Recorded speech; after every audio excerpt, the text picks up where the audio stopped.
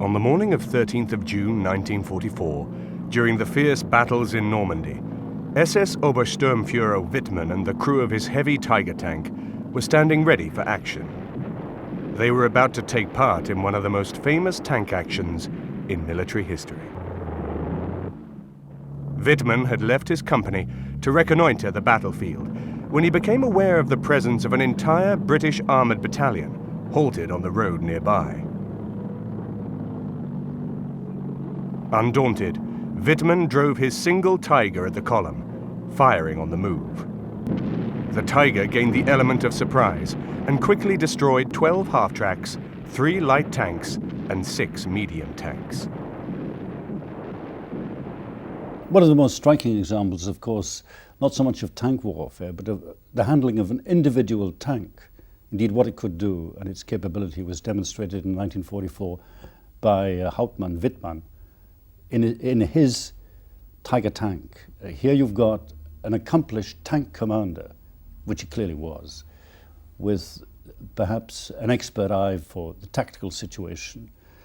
And I think it's probably a record in maybe in tank warfare history that he was able with one tank to disable what was virtually a British tank column. Wittmann calmly departed the scene of carnage to report, rearm, and gather reinforcements. 2 hours later, he returned to battle. This time he destroyed a further 12 medium tanks, 4 heavy tanks, and 14 Bren gun carriers. All in a day's work for the most successful tank commander in history. Michael Wittmann was really probably the most successful junior tank commander of the entire Second World War. Not only did he achieve an unprecedentedly high kill rate, 138 tanks, 132 anti-tank guns, but he was also the recipient of some of Nazi Germany's highest awards, for example, the Knight's Cross with Oak Leaves and Swords, which was effectively the German equivalent of the Victoria Cross. So in sheer statistical terms, he was an extremely successful commander. He was also an extremely competent leader, an inspirational leader, one might say. And this, I think, leads on to something else which is also important, which is Michael Wittmann's propaganda value to the Nazi propaganda machine. It wasn't simply a question of what he did on the battlefield. It was his influence and his inspiration to other German fighting men and to the factory workers who produced the Tiger tanks with which Wittmann achieved most of his victories that was also particularly important.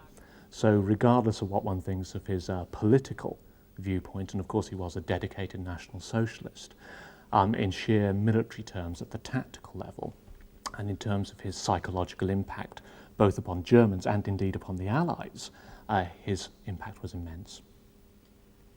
Michael Wittmann was born in the tiny village of Vogeltal in the Upper Pfalz on the 22nd of April 1914. He was the first son of a farmer, Johann Wittmann, and his wife Ursula.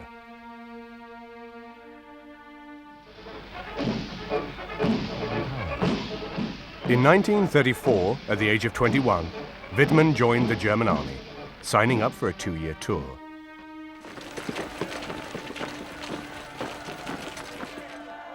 In the first days of the Nazi regime, compulsory military service had not yet been reintroduced, so Wittmann was a volunteer when he reported for military service in Freising with the 19th Infantry Regiment. As a small standing army, comprised exclusively of volunteers, the interwar Reichswehr was a high-quality force which expected very high standards. Wittmann met those exacting standards, and after 1 year in the service, he was promoted to Gefreiter on the 1st of November 1935. 1936 was the halcyon period for the Nazi Party in Germany. The first flushes of economic successes for Hitler's National Socialists impressed the young Wittmann.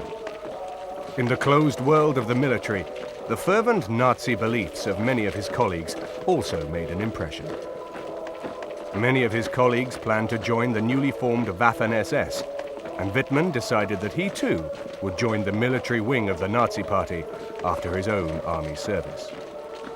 On the 1st of November 1936, Wittmann applied for admission to the SS and was accepted into what was to become one of the most notorious organizations in history. The Waffen SS, or armed SS, was essentially the regular armed forces or ideological spearhead of the National Socialist cause, composed, at least in its early stages, of racially pure, ideologically utterly committed and extremely physically fit young men. It eventually grew to a strength by 1945 of almost 1 million personnel and provided something like 40 combat divisions for the German armed forces. The Waffen SS actually stands for armed SS, so that they are specifically fighting soldiers. And they were unusual in that they were very innovative in their tactics and also things like their dress. They were some of the first troops to use camouflage clothing. In the case of many exceptional German soldiers, such as Field Marshal Erwin Rommel, revisionists have subsequently tried to play down the enthusiasm they held for Hitler and all he stood for. This is not true of Michael Wittmann. In his case, there was to be no redeeming conversion or late change of allegiance. He was a simple man, and the seductive allure of the Nazi Party drew his unquestioning obedience. Sadly, he was never to swerve from that evil path. Wittmann was given the SS number 311623 and proved to be a model National Socialist. In his free time, he participated in sports, recruiting, and took part in the mass political demonstrations and rallies of the period.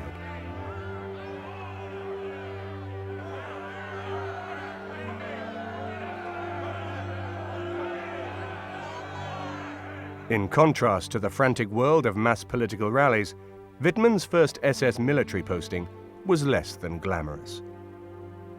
He was employed as a guard at the large Wehrmacht munitions dump. Wittmann was soon bored with his routine. He wanted to be near the center of this new force in Germany, so he applied to join the SS Leibstandarte, Adolf Hitler's personal bodyguard. Already, this was the best known and most elite unit in the Third Reich. The Leibstandarte Adolf Hitler might reasonably be described as Hitler's Praetorian Guard. Formed in 1933 as a bodyguard for the Führer personally, it later expanded as the military vanguard of National Socialism, if you like, and in 1943 eventually became a fully fledged panzer division of the Waffen SS with a strength of about 20,000 men. Both as a division and earlier as a regiment, it participated on the most important fronts of the Second World War, acting as an armoured spearhead for German offensive actions and as a fire brigade that was sent to collapsing sectors of the front in order to prop them up.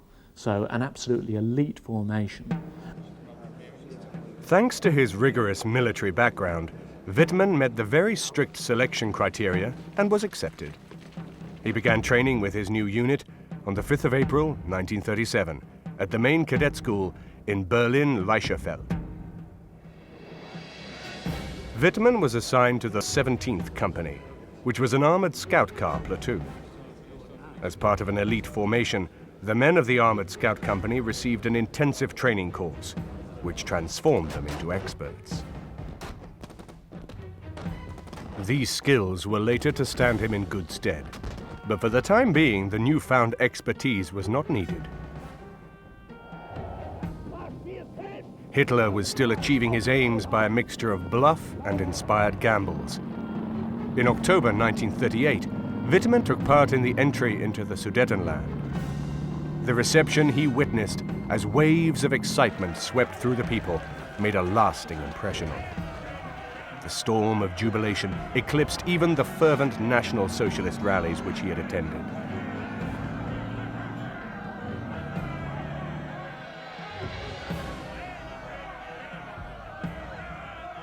He was awarded his first of many medals, commemorating the reunification of Austria and the Sudetenland with the German Reich. From now on, medals and decorations would occupy a special place in Wittmann's affections. The first moves in Hitler's master plan had been achieved without bloodshed. But as tensions rose, Adolf Hitler's crooked path led only downwards into chaos. The conquest of Poland heralded the coming of the Second World War. The Liebstandarte motorized regiment fought hard in Poland from the first day of the campaign, the 1st of September, 1939. On that day, the armored scout platoon was soon in action, and Wittmann had received his baptism of fire.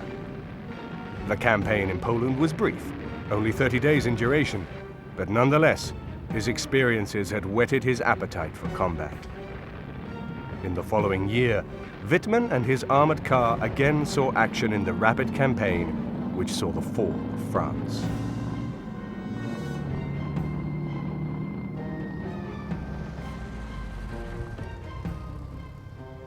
Wittmann, together with several other NCOs and men, was transferred to Göteborg, where the self-propelled assault battery was being formed.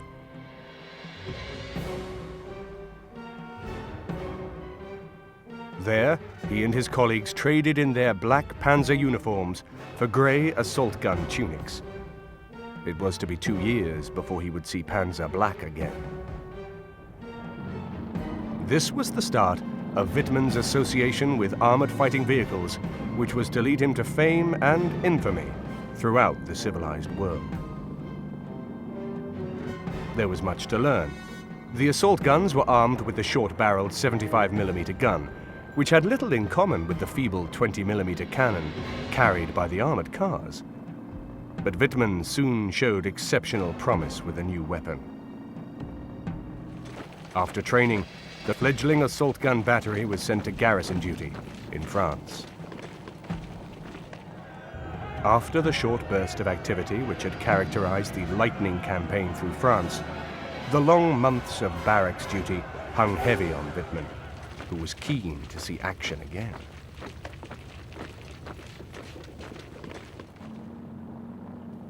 He was not to get his wish until the 6th of April, 1941, when the Balkans campaign began. The German forces advanced through Yugoslavia to Greece, where, in addition to Greek forces, their opponents included English and Commonwealth troops. Wittmann's assault gun was involved in the fierce fighting for the Klidi Pass, which fell only after heavy resistance. Next, the Liebstandarte had to fight its way through the Kliswa Pass and on to Corinth and Olympia against fierce opposition from the Greek army. The fighting in Greece ended on the 30th of April 1941. After pausing to rest in Thessalia in May, the Liebstandarte was sent through Yugoslavia to Camp Diditz near Wischau, where awaited the next phase of the war, the invasion of Russia. Attention there, military history enthusiasts. Brace yourself for an unparalleled journey into the heart of warfare with History Hit, where the untold stories of desperate battles come to life. Join James Holland on a gripping road trip through Italy in Road to Victory, Italy 1943, uncovering the often overlooked campaign of the British 8th Army's landing and advance up the Italian peninsula in 1943. Next, explore the forgotten battlefields of the First World War with Alex Churchill, tracing the bloody battles that unfolded before the trenches, revealing the clash of modern weapons and Napoleonic tactics in a conflict that set the stage for the Great War. And finally, follow the one and only Rishi Sharma in Untold Stories of World War II as he raced against time to capture over 2,200 personal oral histories from living combat veterans, preserving the harrowing accounts of those who lived at the bleeding edge on the front line. Discover hundreds of hours of award-winning documentaries and ad-free podcasts with History Hit. Sign up for a special offer via the link in the description.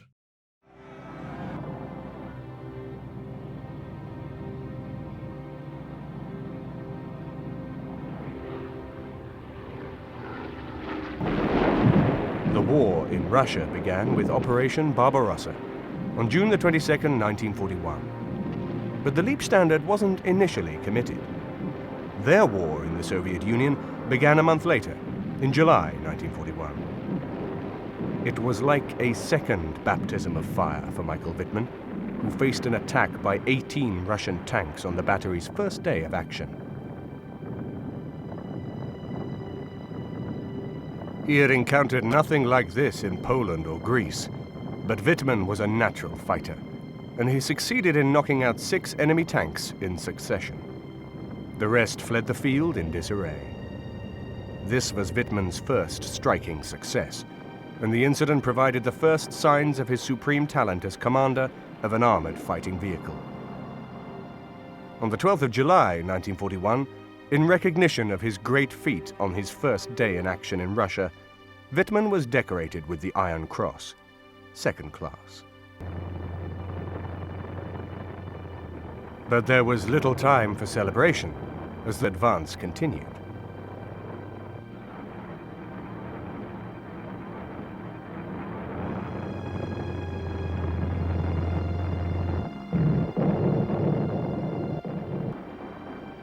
The short 75mm gun of the German assault gun in the early war years was an inferior weapon to the long 76mm gun of the Russian T-34 tanks. But despite this disadvantage, Wittmann proved himself a master of armored warfare. Combat in Russia placed terrific demands on the assault gun crews. Frequently, Wittmann and his crew were on their own, separated from the rest of the assault gun battery. In this hostile environment, he proved himself to be an individualist and a successful lone fighter. Nevertheless, he remained popular with his comrades. Wittmann's gunner at that time, Otto Schult, described him as a modest man. Michael was a quiet, gifted, friendly NCO, with firm goals in front of him. He knew his tank. In a sense, he also knew his opponent, positioned himself beautifully, and every time there was an attempt even to, if you like, outflank him or remove him or in a sense, put the pressure on him, that failed as well. With 2,000 miles of front to fight over, the German armored forces were spread incredibly thinly. It was lucky for Wittmann that he was such a good lone warrior, as the assault guns were rarely employed en masse, as the standing orders required, so his skills were forged in the hard battles of the summer of 1941. Unit commanders were always happy to have an assault gun assigned to their sector, particularly that commanded by Michael Wittmann. The German advance along the Black Sea began in the first weeks of August 1941. Wittmann fought near Sasseljae and Neujaburg from the 10th to the 17th of August, and on the 19th captured Kherson. In the course of the fighting for the port city of Kherson, a bizarre incident took place as the assault guns commanded by Wittmann and Beck engaged first an enemy gunboat, then a submarine. The gunboat was sunk, but the effects of the fire directed at the submarine are not recorded.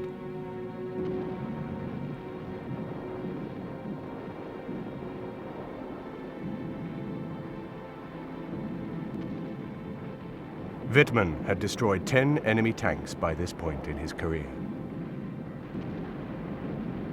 But his luck was about to change for the worse, as a direct hit on his vehicle, which failed to penetrate the armor, nonetheless left Wittmann wounded in the face and back by shell fragments.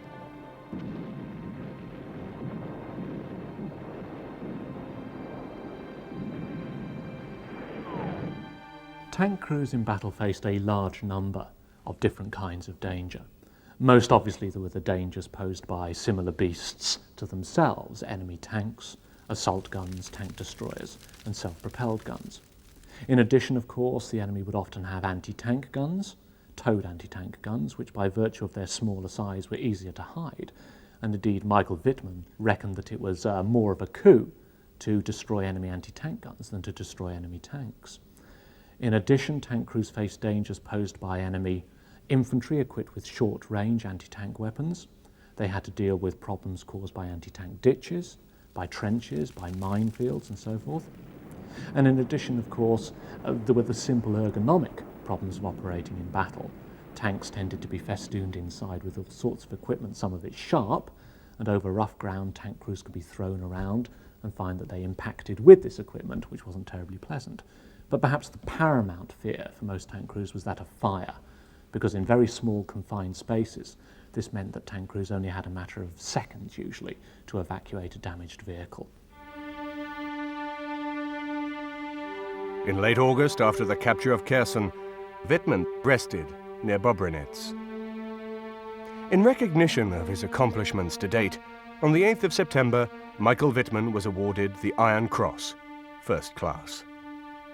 By then, he was already counted as the best gun commander in the battery and an indispensable member of the Liebstandard.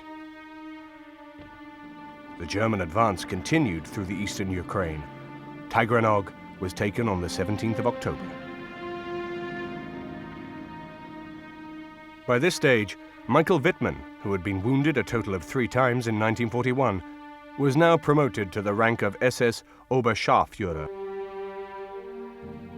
The Liebstandard had been bloodied in the constant action of the previous months, and the combat strengths of his units had fallen to dangerously low levels. Despite this, the units continued to drive eastwards, and on the 17th of November 1941, the attack on Rostov on the Don began. The city was only captured after further fierce fighting. On the 21st of November, Michael Wittmann was awarded the Tank Battle Badge in silver. The Liebstandarte moved into the winter positions along the Sambeck River. The assault gun battery was based in Taganrog. From there, the assault gun carried out armored reconnaissance sorties to the east and north. Tank combat was comparatively rare at this period, as the Soviets had few tanks left in action by this stage of the war. Nonetheless, Wittmann's tally continued to rise to 25 enemy tanks and 32 anti-tank guns destroyed. But combat losses were not just on the Russian side. Those on his own side also rose steadily. In February 1942, the depleted assault gun battery was reinforced and brought up to battalion strength through new additions from Germany and the transfer of a battery from the SS Viking division. As a result of this expansion, Wittmann was made an SS officer candidate in early 1942. He left the battalion in June in order to attend the candidate training course at the SS Junkerschule in Bad Tolz. Wittmann learned tactical lessons, which he combined with his practical battlefield experience. The 28-year-old Wittmann now served as platoon commander in the 2nd Company of the SS Panzer Replacement Battalion. During his time away from action, Michael Wittmann was promoted to SS Untersturmführer. On Christmas Day 1942, he received his transfer to Fallingbostel for the formation of the new heavy tank company. Wittmann once again exchanged his grey assault gun uniform for a black Panzer uniform. There were rumors of a new miracle weapon which fired the anticipation of Michael Wittmann and his colleagues. Armies are full of rumors, but for once, these rumors were true. The Germans were indeed to be equipped with the mighty Tiger tanks, but there was also disappointment for Wittmann. Each Tiger company had a few of the old Panzer IIIs for scouting and support. As he had experience in armored cars and had trained using these machines, Wittmann was assigned to a Panzer III, not a Tiger.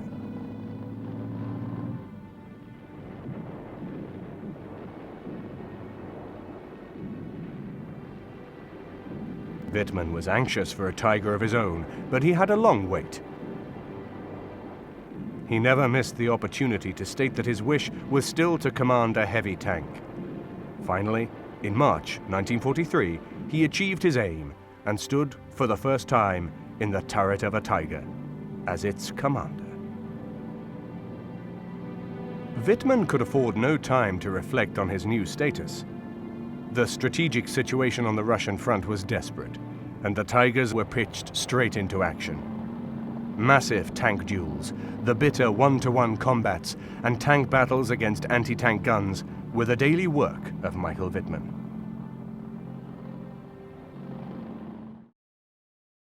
His first great moment of triumph came in the titanic Battle of Kursk. For sheer scale and intensity of combat, Kursk is almost unparalleled in recent military history. In particular, the engagement around the village of Prokhorovka on the 12th of July 1943, when something like 1,000 tanks of the SS Panzer Corps on one side and of the 5th Guards Tank Army on the Russian side were concentrated in an area of a few square miles. So I think that's what makes the Battle of Kursk particularly unique. On the day that the Great Battle began, Wittmann destroyed 8 tanks. In the following tank battles, Wittmann emerged as an unmatched tank ace. He overran batteries, picked out even the most cleverly camouflaged anti-tank gun nests, and constantly outfought enemy tanks. He was cautious when he had to be, aggressive when it paid off. His keen hunter instinct, combined with a huge slice of luck, allowed him to emerge unscathed through 5 furious days of the biggest tank battles in history. Over and over again, enemy tanks went up like blazing torches before him. And when Michael Wittmann washed his sweaty, powder-smeared face on the evening of the 5th day of the battle, he knew that he had left behind him 30 wrecked T-34s, 28 Soviet anti-tank guns, and 2 batteries of artillery destroyed. Wittmann continued his success in late autumn. Near Brusilov, he ran into a Soviet tank assembly area, taking the enemy by surprise.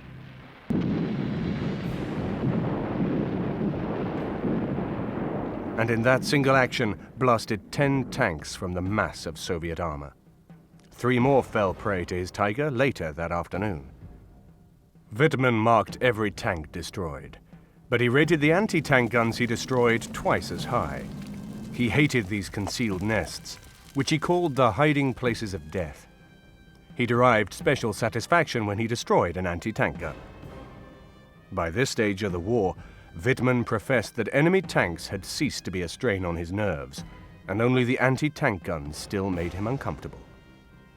He described them as lurking in their lairs, and so much more difficult to spot than tanks. The keen Nazi propaganda department were keen to capitalize on Wittmann's success, and a war writer was sent to join him in his tank. He filed this report. In an attack against a large town, guarded strongly by tanks and anti-tank guns, we cleared the way rather quickly by destroying several tanks and anti-tank guns, and soon reached the town. Our targets were all to the right of our direction of travel, from our 12 to approximately 3 o'clock positions. Suddenly, to our left, behind a haystack, we sighted a Joseph Stalin 1 with its gun trained on us. Wittmann, turn left, target 100 meters, go. And that was it. This action resulted in the destruction of 15 enemy tanks in a single day. Wittmann frequently maneuvered the Tiger based on his experience in assault guns. From a static position, he would swing the whole vehicle round, rather than waste time moving the turret.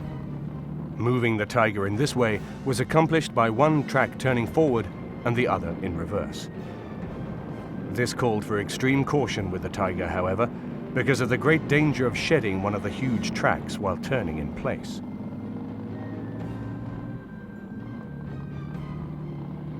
The tracks turning in opposite directions caused soil to accumulate under the idler wheels and the tracks to snap.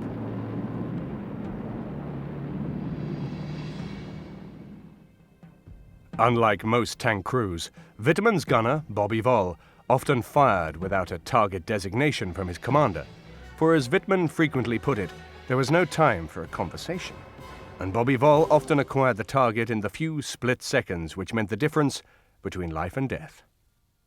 The Tiger tank was instrumental, I think, to Michael Wittmann's success.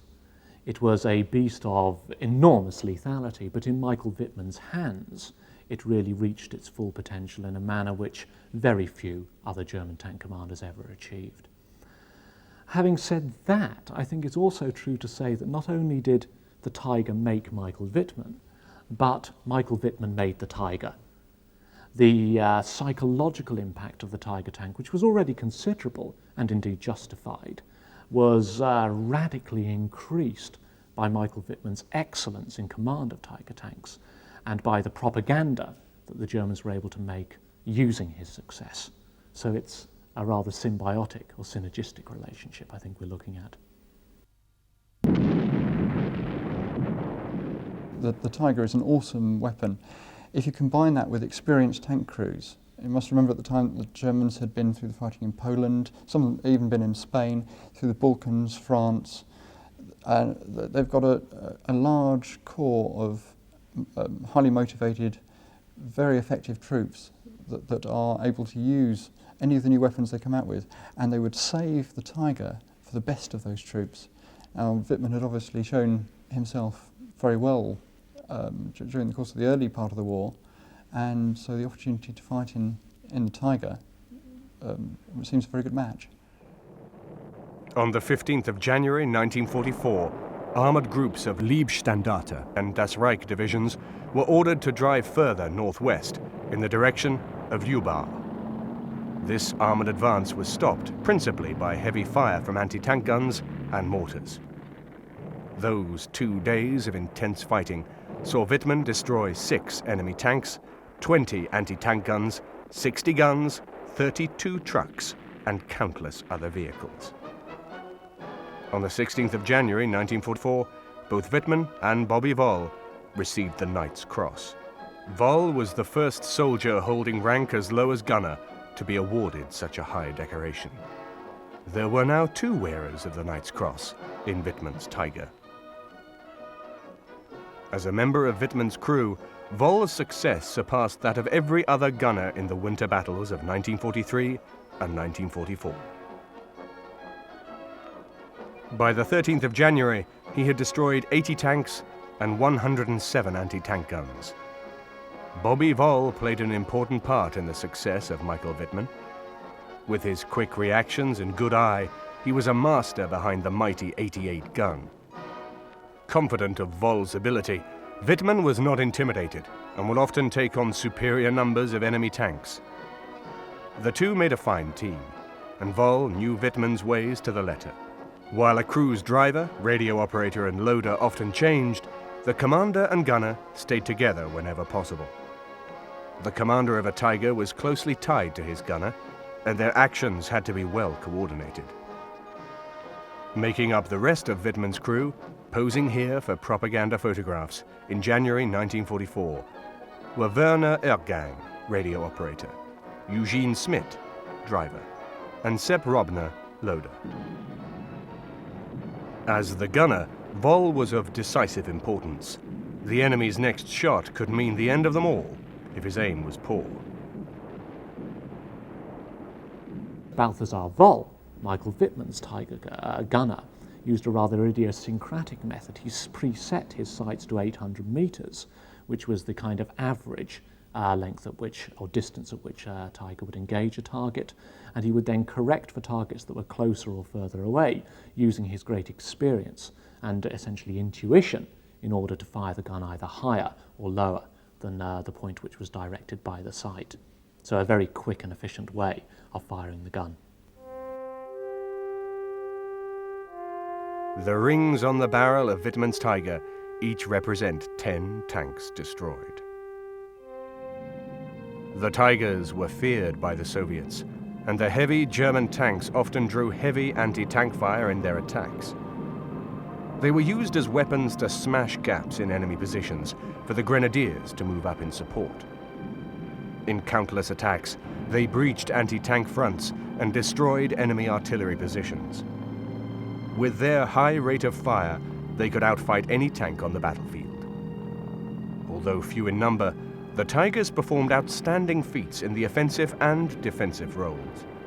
Constantly under a hail of fire from anti-tank rifles, anti-tank guns and rocket launchers, the Tigers did not get off unscathed. However, thanks to their strong frontal armor, they were difficult to knock out. Often, shells fired by enemy tanks and anti-tank guns simply bounced off their frontal armor. Nevertheless, the Tiger was not invulnerable, and losses always kept pace with the slow trickle of new machines arriving at the front from the hard-pressed German factories. The incredible achievements of Wittmann on the battlefield did not go unnoticed. He was fast becoming a national hero. On the 2nd of February 1944, he was summoned to Hitler's headquarters.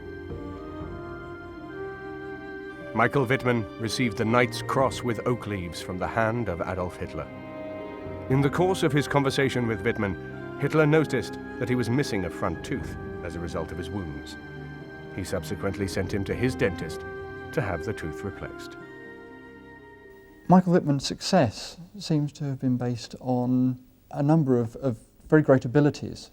He is notorious for being able to work out where ambushes were likely to happen. He is described as having a sixth sense by a number of members of his unit for where enemy positions might be, especially where they might be at night. He was able to define where and when danger might appear. But Wittmann the man was very serious about fighting and about the war and about the success.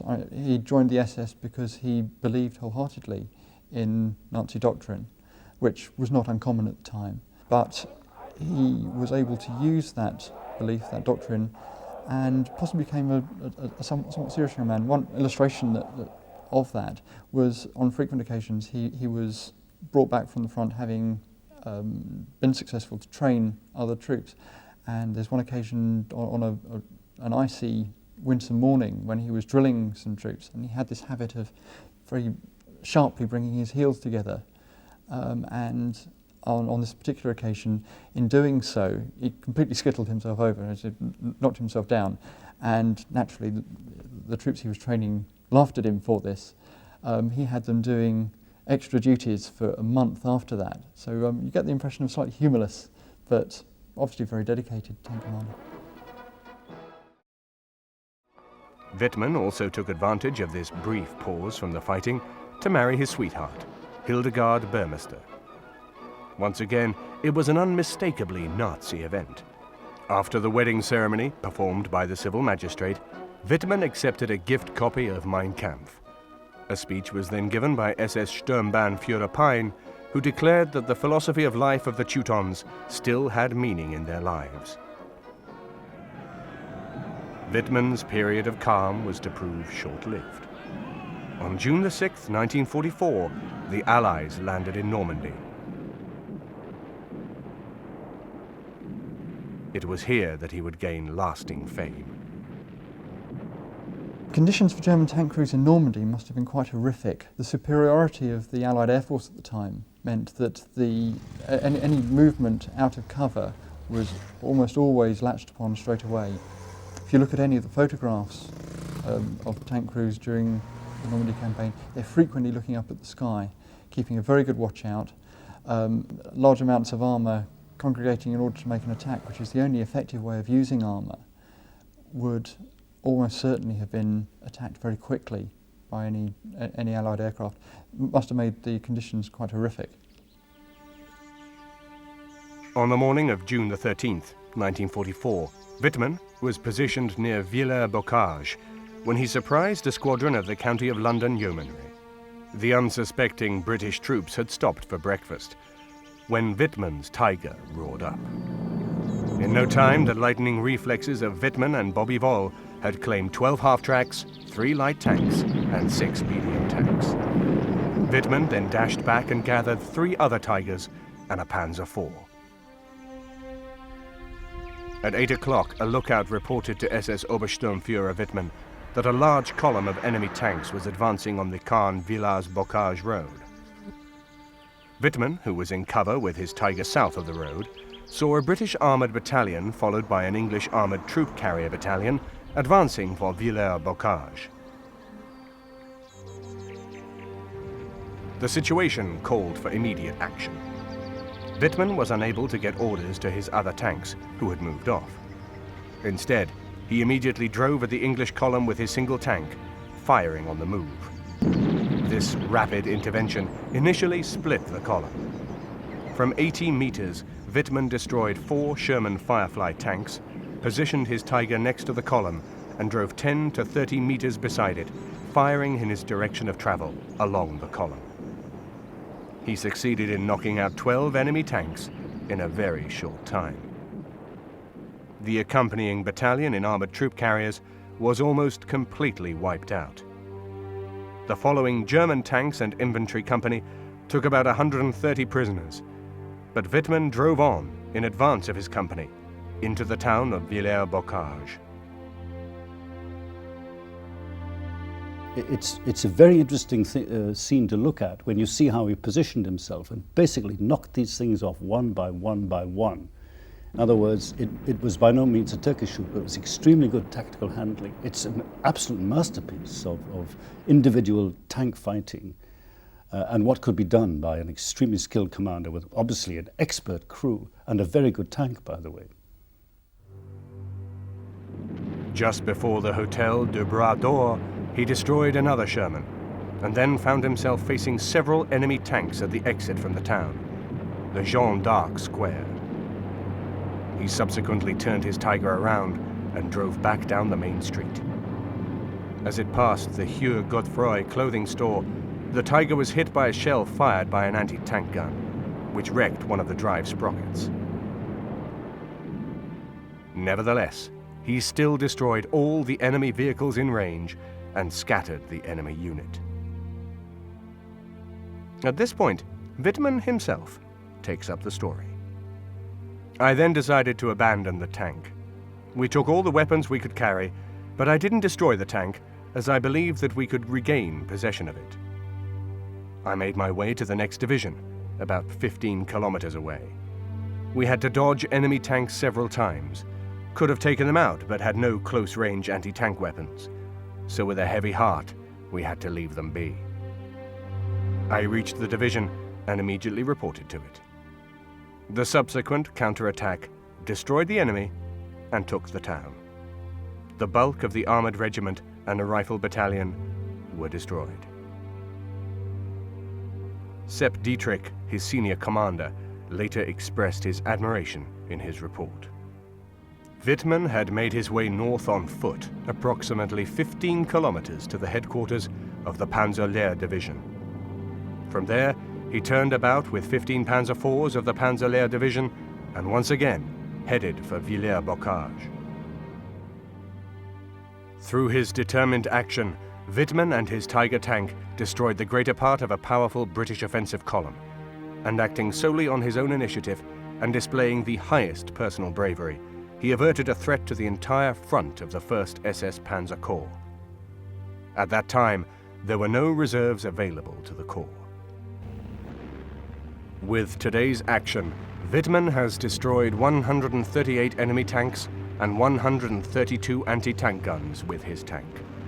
Signed, Dietrich, SS Obergruppenführer Panzer General der Waffen SS. Quite clearly, the engagement at Villers-Bocage was important. It prevented one of a series of British attempts to outflank the important communications centre and city of Caen from the west. However, to argue that Michael Wittmann, or indeed any other individual, could seriously have influenced the course of the campaign in the Normandy area is nonsensical. Quite clearly, no individual could have made a substantial difference to a campaign that was determined at much higher levels. In response to this incredible feat, the highest tally of armor destroyed by a single tank in a single day's fighting, the Führer awarded the Knight's Cross of the Iron Cross with oak leaves and swords to SS Obersturmführer Michael Wittmann, commander of a heavy panzer company. Wittmann was the 71st soldier of the German armed forces to be so honored. Hitler knew the value of Wittmann as a national hero and pressed him to accept a post as a tank instructor where he could pass on his hard-won knowledge. Wittmann instead rejoined his battalion at the front. He felt he was needed there, and his deep-rooted sense of duty would not let him accept a cushy job. Wittmann knew that the war had entered its decisive phase. In spite of the material superiority of the enemy, which he had seen and experienced firsthand in Normandy, Wittmann was optimistic as he drove back to the front. He had only been able to spend a very short time with his young wife before he said goodbye and set out for Normandy. It was to be his last assignment. On August the 8th, 1944, Wittmann rode into his last battle. In an otherwise unremarkable encounter, his borrowed tank, bearing the number 007, was targeted by superior British forces. A direct hit blew the turret from the tank. Wittmann and his crew died instantly. The greatest tank hunter in the history of warfare was dead. Michael Wittmann's credited with destroying 140 enemy tanks, and I'm afraid this comes under the scope of lies, damn lies and statistics. Whilst I wouldn't dispute that Wittmann scored a high number, it's fairly evident from events like Villers-Bocage, where he is credited with destroying 25 tanks.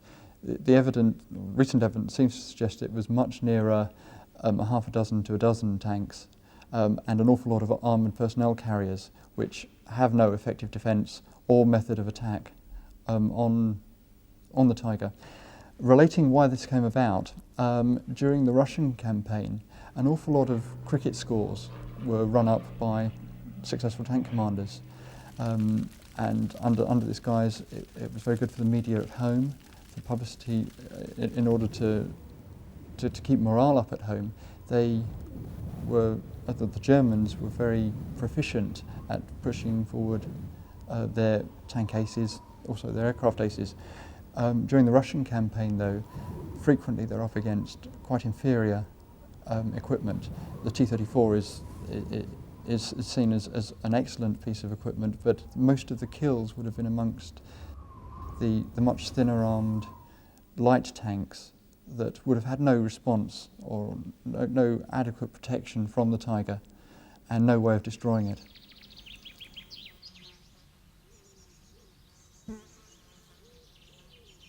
Wittmann and his crew are buried at La Combe Military Cemetery in Normandy, near the site of his greatest victory at Villers-Bocage, a fitting resting place for a tireless warrior.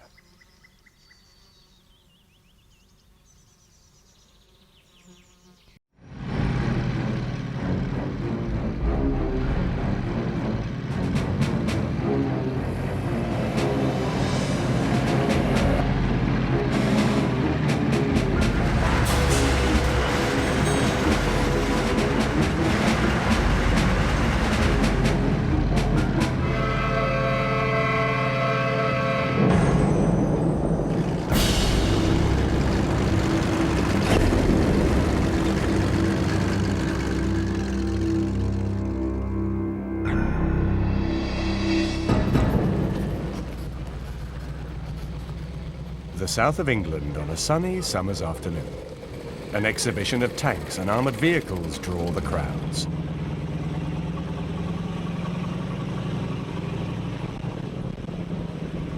These military vehicle enthusiasts and a fascinated public take great pleasure from the vehicles of 50 years ago.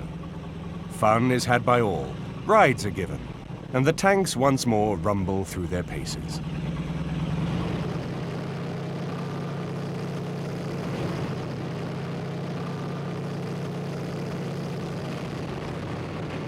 In this tranquil setting, it's easy to forget that these machines were once the harbingers of death in the most terrible conflict known to man.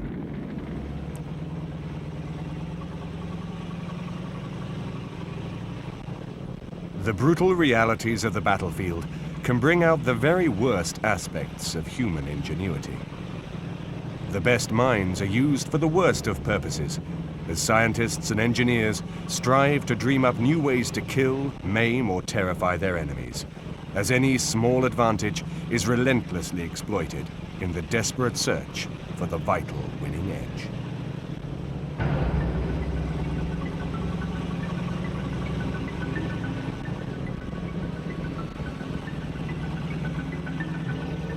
Sometimes fear alone is enough to overcome an enemy. This was certainly the case with flame-throwing tanks. These gruesome weapons had their main tank guns replaced with a flamethrower, which could fire a jet of flame for up to 50 yards.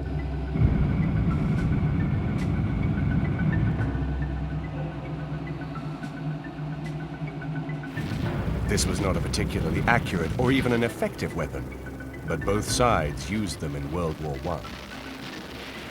They were designed to be used to winkle infantry out of strong defenses, pillboxes and bunkers, but the main weapon was fear. The flame gun fired an inflammable mixture from a 100-liter tank, which was enough to fire 82-second bursts of flame. A flame-throwing tank is nothing more than a tank that should resemble a regular tank. And the reason they wanted them to resemble regular tanks is you just don't want to stand out on the battlefield. If you stand out, particularly with you have a full load of jellied gasoline on board, that's not a good thing to have.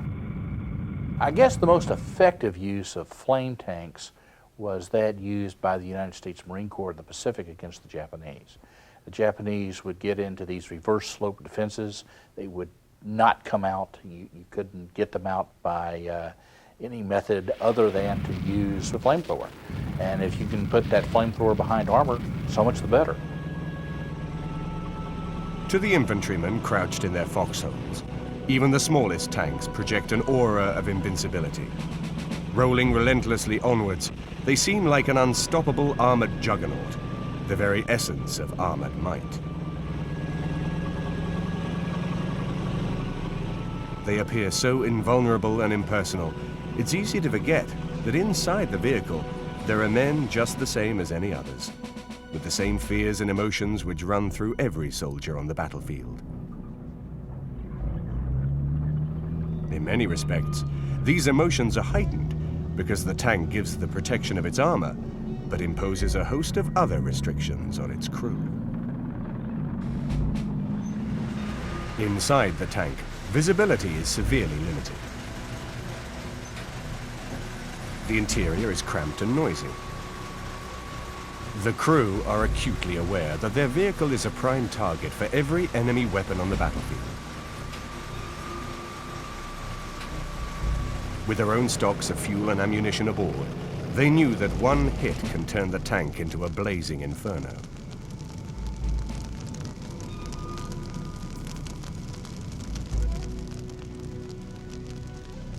There is also the danger that infantrymen might get close enough to attack with anti-tank weapons from unseen hiding places. The main sources of danger for tank crews in battle are chiefly the lack of visibility from inside a tank. If you can imagine, you've got narrow vision slits that allow you to see a very small area directly in front of that slit, and you've got a number of those around the vehicle, but there are always blind spots. For most armour of the period, they don't move an awful lot quicker than a man running, and a man running with any sort of anti-tank device is going to be able to outmaneuver you at any phase of the battle. Under favourable circumstances, placed in good positions with their strong frontal armour facing the enemy, the crews of the German tanks of World War II had good cause for confidence. These panthers of the later war years could withstand most guns on the battlefield from all but the closest ranges.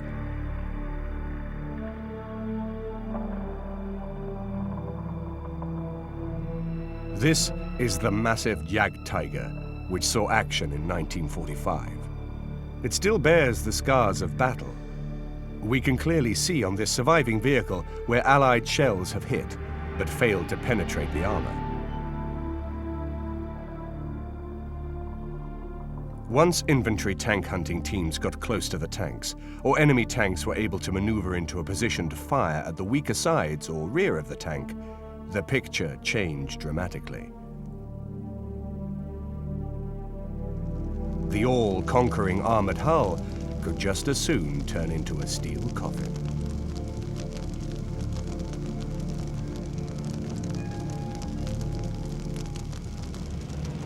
The drivers of these American tanks also have a good field of vision, as long as they keep their heads fully exposed outside the vehicle. When the commander stood in the open hatch of his tank, he too enjoyed an excellent view of the battlefield. But when the bullets started to fly, the commander and driver had to retreat inside the vehicle, closing their hatches behind them. Once the tank was battened down, the crew had only a very limited view of the outside world. With their diesel engines roaring and weapons firing, the heat generated inside the tanks was oppressive. In battle, the noise, the smell of sweat, smoke, fear, and cordite can only be imagined. Not only is it a claustrophobic world, unbearably noisy and uncomfortably cramped, but the severely restricted view made it difficult to spot targets or to defend against enemy tank hunting teams. The tank, which is battened down for battle condition, to see anything at all is extremely difficult, especially for the driver. He only got very low set slots to look out, and he can see very little. He has to rely on the commander to a great deal, who is sitting higher, and he got vision slots in his turret to look all around, and he could advise him if there's any trouble ahead. In World War II, these tank hunting teams were trained to move up close to enemy tanks to disable them.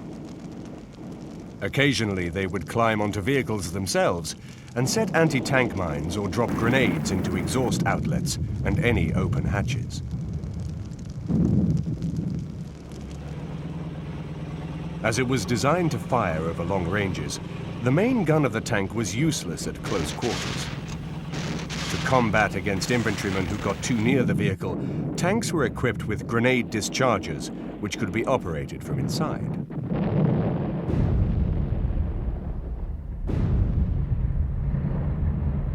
Frequently, however, teams of infantry got close enough to climb onto the vehicles themselves.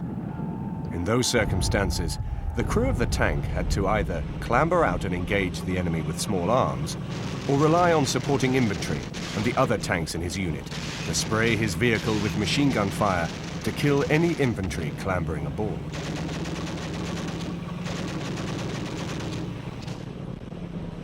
The turret of a tank is very much like a mobile pillbox, with only the minimal openings for weapons. The armor gives protection, but severely limits visibility. In desperate situations, there was a small opening called a pistol port.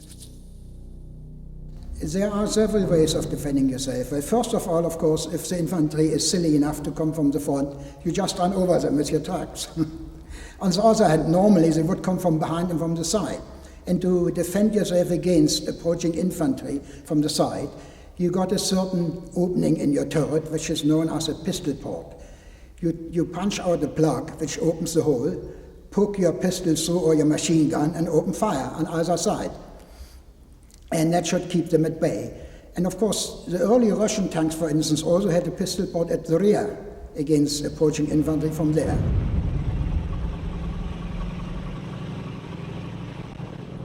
Tanks of all nations tended to mount at least 1 or 2 machine guns for close-quarter defence. Some tanks, in fact, mounted as many as 6. But in addition to these, smoke projectors, which could lay a smoke screen, mine layers, grenade launchers, and even light mortars could be built onto tanks for close-quarter protection against infantry or anti-tank gun crews.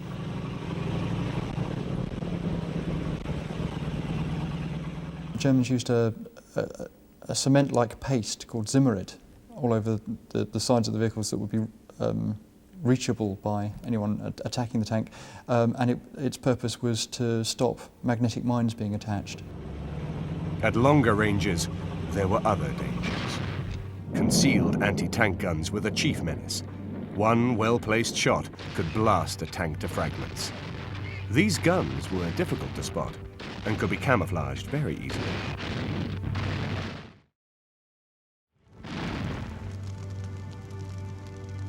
In order to give tanks protection against enemy guns, they need as much armor as possible. Ideally, every inch would be covered in thick steel plate. However, the crew need to be able to see out of a tank, so vision slits and hatches had to be allowed for. The engines need air intakes, and exhaust pipes need to allow the fumes to escape from the engine. These weakly armored parts of the tank are where it is most vulnerable, and they were the favorite aiming points for lurking anti-tank guns. From the confines of a tank, anti-tank guns were often impossible to find until it was too late.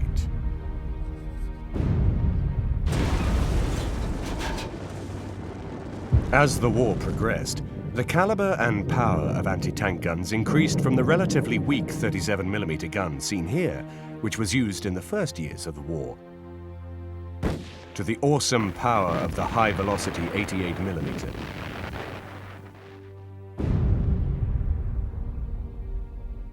The 88 was originally designed as an anti-aircraft gun, which needed to generate enormous power to fire a heavy shell thousands of feet into the air.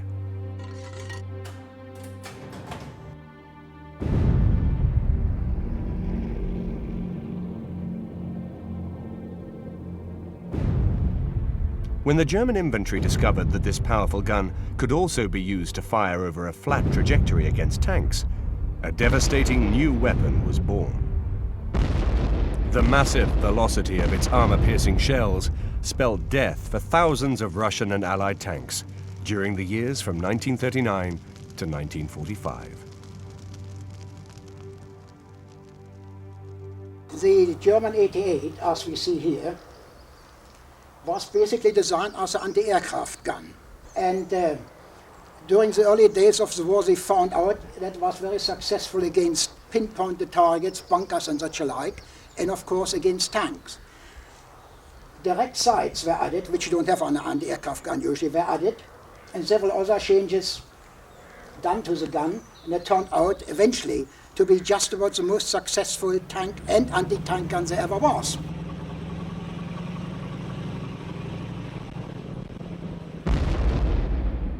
Throughout the war, the 88 was the most feared adversary for all of the tank men in the Allied armies. The only drawback of this awesome weapon was that it was very cumbersome and needed to be towed into action. But once it was deployed in concealed and camouflaged positions, it was a deadly menace.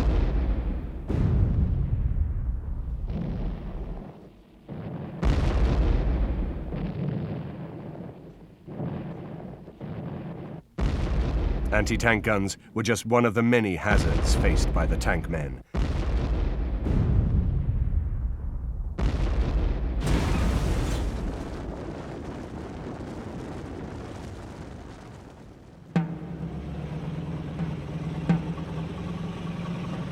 As the war progressed, all sides developed lightweight, portable anti-tank weapons of steadily increasing killing power. The Allies had the bazooka, and the Germans had the deadly Panzerfaust and Panzerschreck.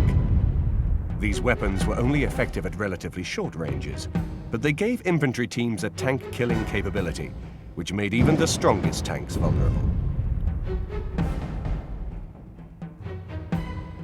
These German soldiers are stalking Allied tanks through a French village. They are ready to engage with their Panzerfausts. They first allow the leading Allied tanks to rumble past before carefully choosing their victim.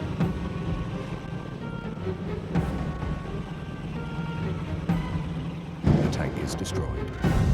A huge investment in engineering, time and resources has been claimed by a single soldier with a simple weapon.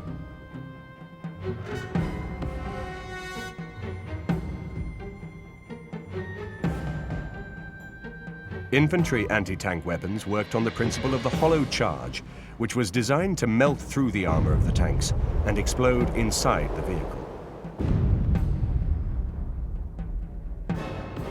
In order to defeat these weapons in Allied hands, the Germans found steel skirts would use up the energy of the missile in penetrating the steel outers, leaving the tank itself unharmed.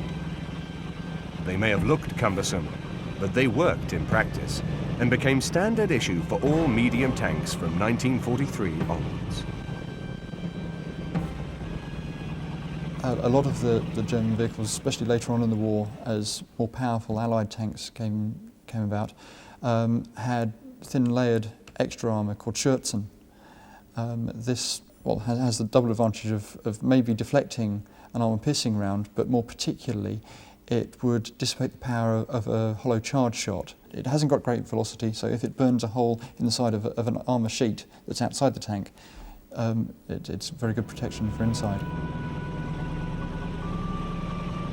The 5-man crew was the standard for all German medium and heavy tanks.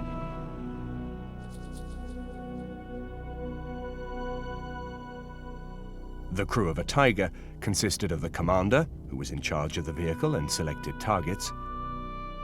He also fired the turret machine gun.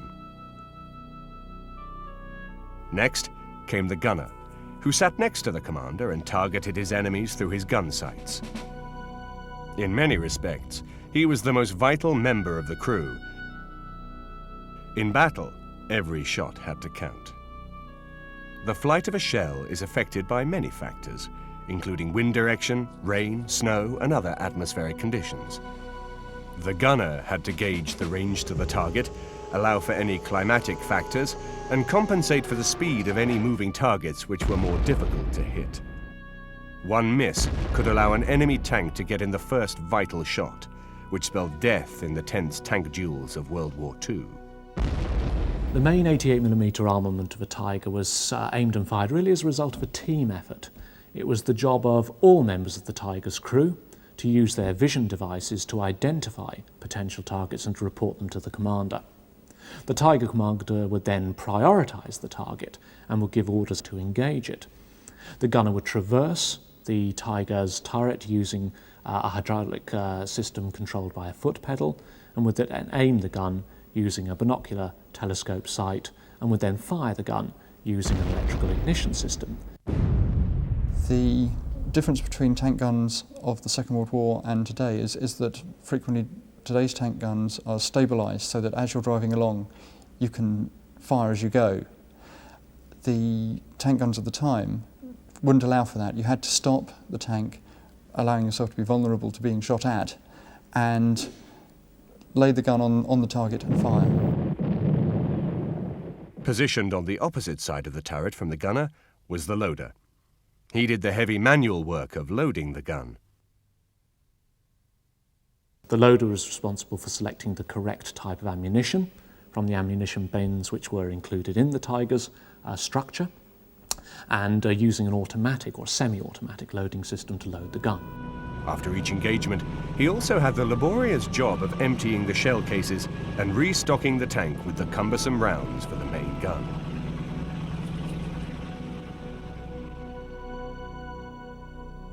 Inside the hull, towards the front of the vehicle, sat the driver.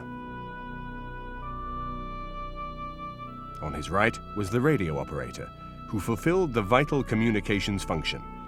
He also manned the hull machine gun.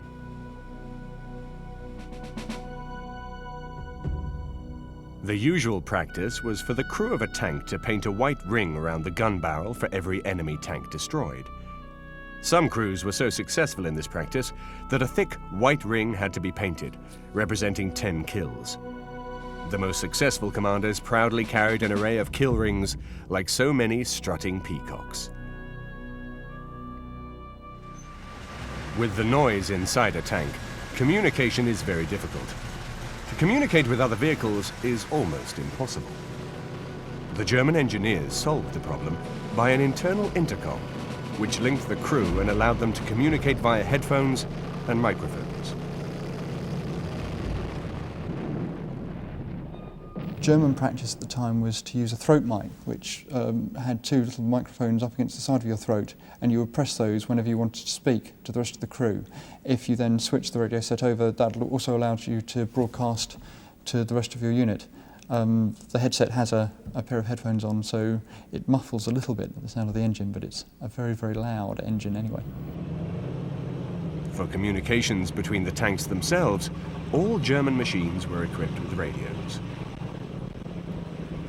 In the early war years, there were no such refinements on the Russian side. In the T-34, strangely enough, as good as the tank was, even from its very beginning, the communication was very poor, because it had no radios, which is a normal way of doing things.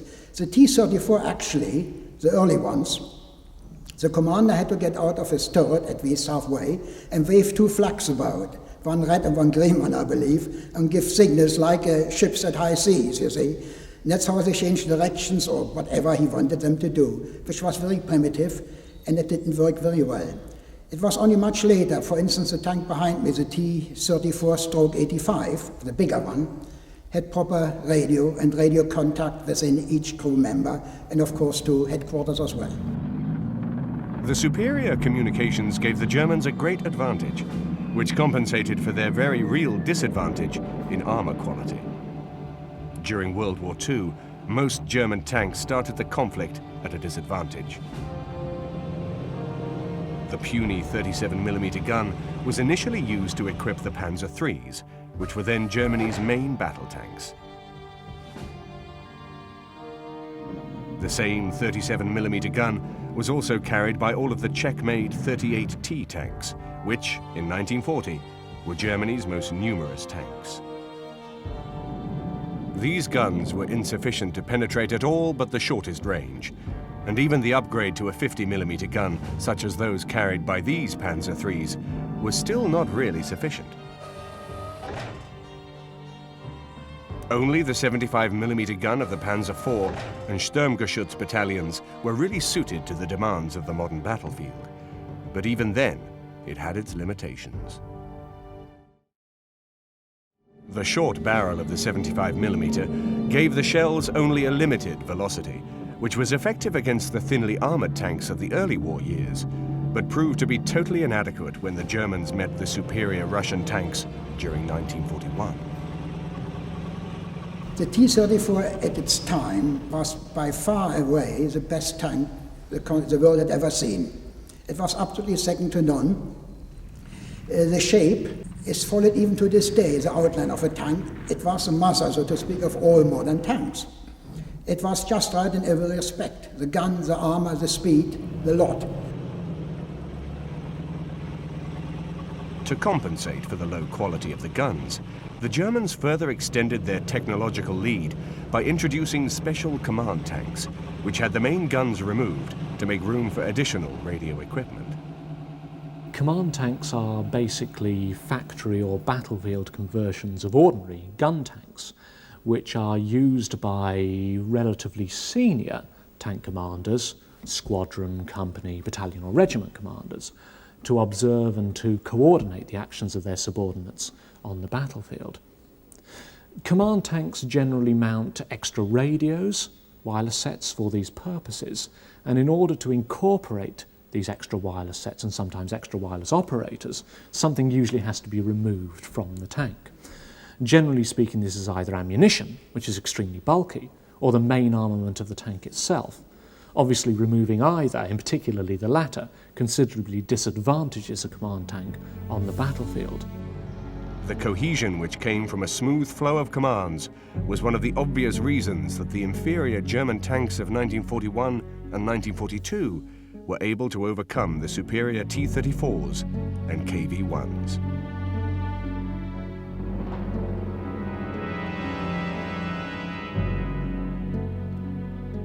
These command tanks soon drew special attention, and attempts were made to disguise them with dummy guns. A command tank is frequently without a main gun, so that it was made to look a little bit like the appropriate tank with a length of wood or pipe. Even where a dummy gun was used, however, usually the extra wireless antennae, which were installed on the tank to make the extra wireless sets work effectively, were another way with which the enemy could identify enemy command tanks and knock them out. This disconcerting factor was not mitigated by the rigid German practice of numbering their tanks in sequence, starting with the commander's vehicle, which frequently carried the number 001 displayed prominently on the turret, a sure invitation to enemy gunners.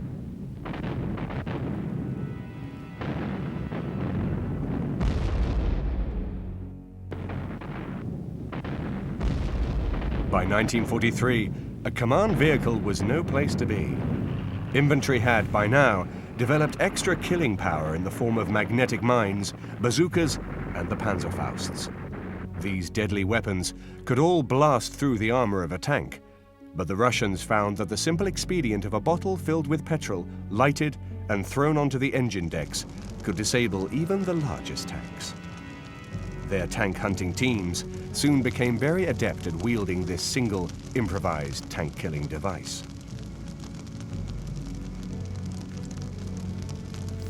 The tanks, which the Russians stalked so effectively, were designed to do two jobs on the battlefield. The first was to engage and destroy other tanks.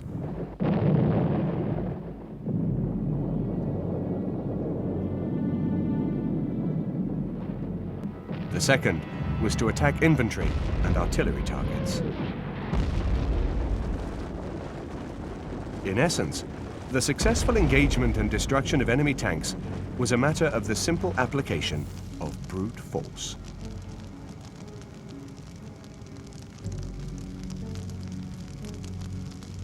Elementary physics tells us that force equals mass times velocity.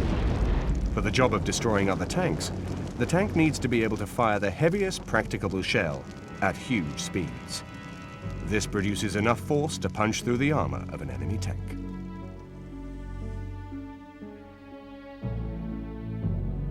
Explosive power alone has little value against the thick armor of a tank. What gives the missile its penetrating power is the enormous velocity which punches through the armor of enemy vehicles. Armor-piercing rounds, very simply, tend generally to be solid shot, by which I mean a shell which is essentially metal with a very small explosive charge, and which relies upon a very high velocity and the enormous pressures and heat created by a round impacting on armour in order to burn their way or melt their way through the armour of, say, a turret or a tank generally, and to splatter around inside, either destroying equipment or killing or injuring the crew. Very occasionally, it was found that armor-piercing shells were traveling so fast they passed straight through enemy tanks and through the other side, without damaging the vehicle or its occupants. A variety of high-explosive anti-tank rounds were therefore developed, which were designed to first penetrate the armor of an enemy tank, then explode inside the vehicle. This fine balancing act was rarely achieved in practice, and it is debatable whether the small amount of explosive contained in the shells was much more effective than the massive kinetic impact of a high-velocity round.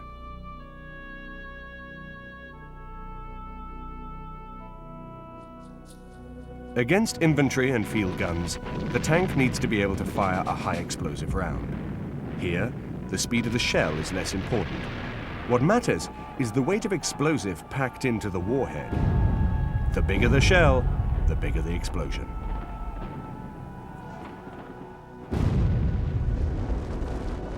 To reach over walls and intervening obstacles, a plunging trajectory is the best method of attack against infantry hiding behind obstacles in buildings and trenches. High explosive shells, generally speaking, have a hollow cone and into which high explosives is inserted. And the point of these is to detonate and to throw out a lethal stream of metal splinters, which are particularly useful against infantry out in the open. Of course, high explosives are also useful for destroying non-armoured targets because of their explosive force.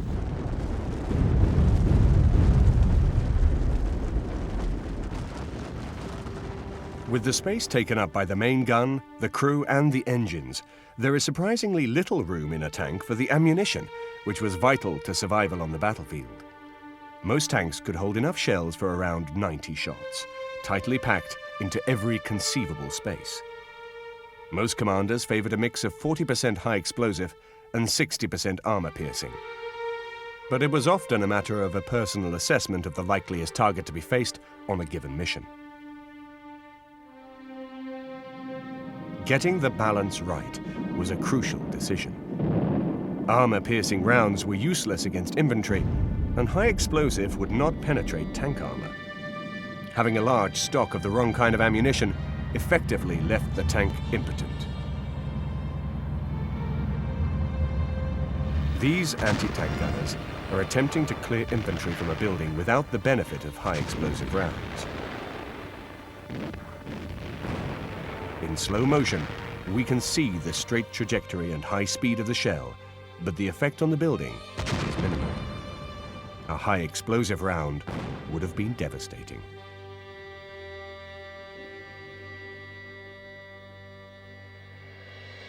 In battle, many experienced crews could fire one round every 5 seconds.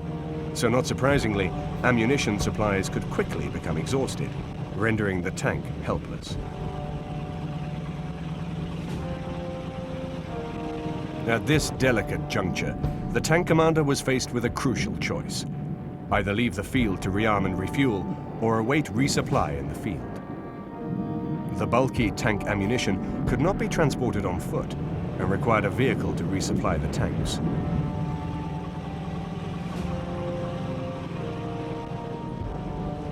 Trucks were too vulnerable to be sent into the fighting area, so the Germans developed a special turretless tank called a munition schlepper to carry out the dangerous job of ammunition resupply on the battlefield. To ensure that ammunition supplies were used wisely, German tanks were forbidden from firing on the move. The prescribed tactic was to strictly engage enemy targets from a static position. This made aiming much easier, giving the gunner the best chance as he lined up his target on the middle triangle of his gun sight. To help him in his task of judging the flight of his shells, they were equipped with a tracer element, which produced a trail of bright light to help pinpoint the path of the shell as it flew towards its target. The tank crews prayed that their first shot would hit, turning the enemy vehicle into a flaming mass as the fuel and ammunition exploded. A miss could mean their own destruction by return. The prospect of the awful death of men trapped in a burning tank haunted the tank crews. It was a nightmare prospect which dogged their every moment. In all of the major tank battles of World War II, from Poland through North Africa and into Russia, the black columns of smoke from burning vehicles can be seen hanging on the horizon like gathering storm clouds. All too often, they marked the funeral pyres for their hapless crews.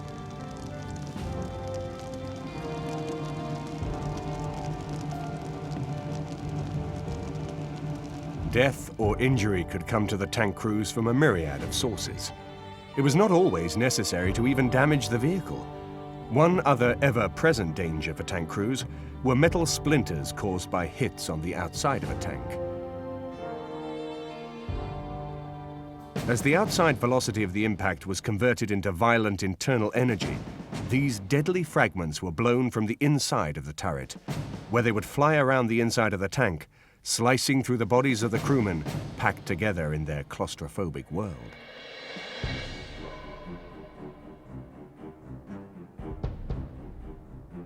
In many early tanks, such as these 38T Czech tanks in German service, there was a further danger. The rivets used in the construction of the tanks were particularly dangerous.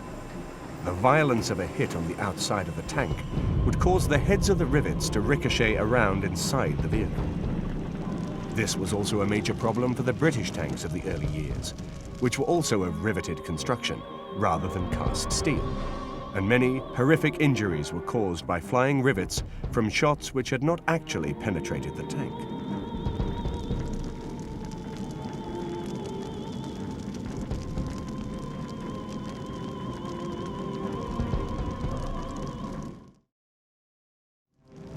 Another ever-present danger for tanks was less spectacular, but equally deadly. Anti-tank mines could be placed in great numbers to protect a defensive position. These mines would support the weight of a man without detonating, so infantry teams often passed by unsuspecting. But as soon as the weight of a tank was present, it exploded with tremendous force.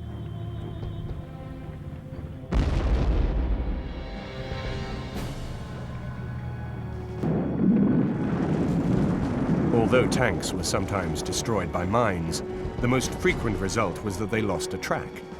This resulted in crews having to leave their vehicle to attempt to repair these massive iron tracks in the heat of battle. The job of testing for mines and clearing a path through them was the job of the pioneer sections. Occasionally, this ritual task was overlooked.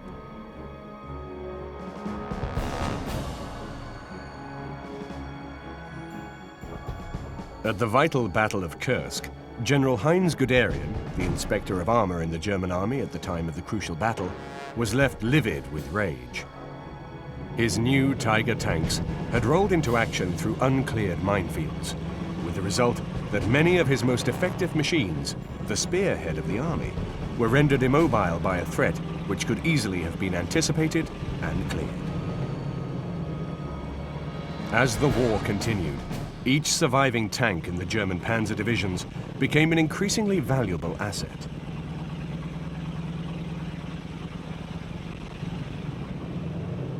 As battlefield losses rose, the war-ravaged German factories, which were being pounded day and night by Allied bombers, could no longer keep increasing the supply of war vehicles to match those destroyed.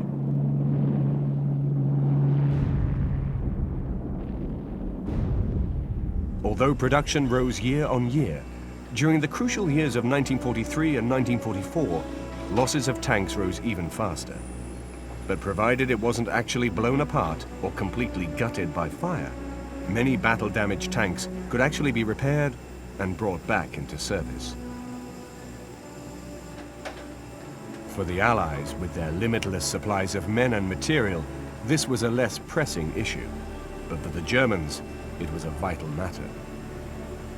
It was a source of great frustration to many German tank crews that Hitler himself placed a priority on the production of new tanks over the supply of replacement parts and engines. In many cases, old tanks could easily have been brought back into service at the front line with a regular supply of spare parts and engines. This would have been easier and more efficient than manufacturing, then shipping a complete new tank all the way from Germany.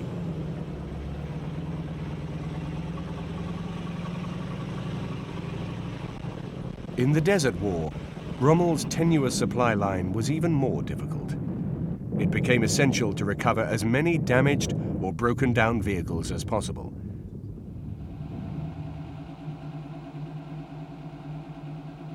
While this was also a factor in British thinking, it was a less pressing issue as the 8th Army was comparatively well served with replacements. Control of the field after the battle was vital for Rommel. It allowed the Afrika Korps to salvage Allied and enemy machines alike. Controlling the battlefield after a tank battle is finished is vital for either side. The chief reason for this is that most of your vehicle casualties are recoverable. If you've got a small hole through the middle of your tank, it's usually made a mess of whatever's inside, but the more common type of tank casualty would be a missing track link, damaged tracks, damaged suspension that's prevented the tank from moving. Most of those tanks very easily recoverable with just half an hour's work. In Russia, it was becoming equally vital for the Germans to keep control of the battlefield after an engagement. The mechanically simple Russian T-34s could often be salvaged. German crews, like these, frequently drove captured T-34 tanks into action. During the course of the war, 40,000 T-34 tanks were manufactured, more than double the capacity of the entire German tank industry. By 1943, in Russia, as in North Africa, it had become an overriding necessity for the Germans to retain control of the battlefield. Otherwise, tank losses could never be made up. With the huge weight of the later war tanks, such as these Tigers, immobilized tanks could often only be moved by the power of another Tiger. The heaviest tractor in the German army was the 18-ton F3, but it took 3 of these harnessed together to move one broken-down Tiger.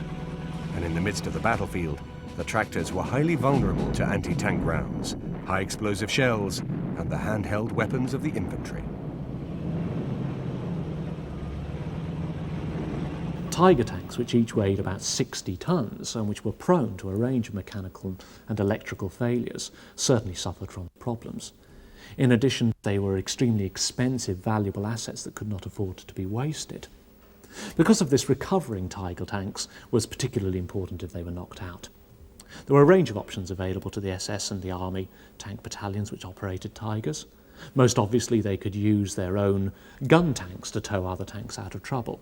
The problem was this, that it tended to cause electrical or engine or transmission malfunctions in the Tigers doing the towing. Alternatively, unarmoured half-tracks could be used, but unfortunately several of these needed to be used to tow a single Tiger, and because they were unarmoured, they were vulnerable on the battlefield.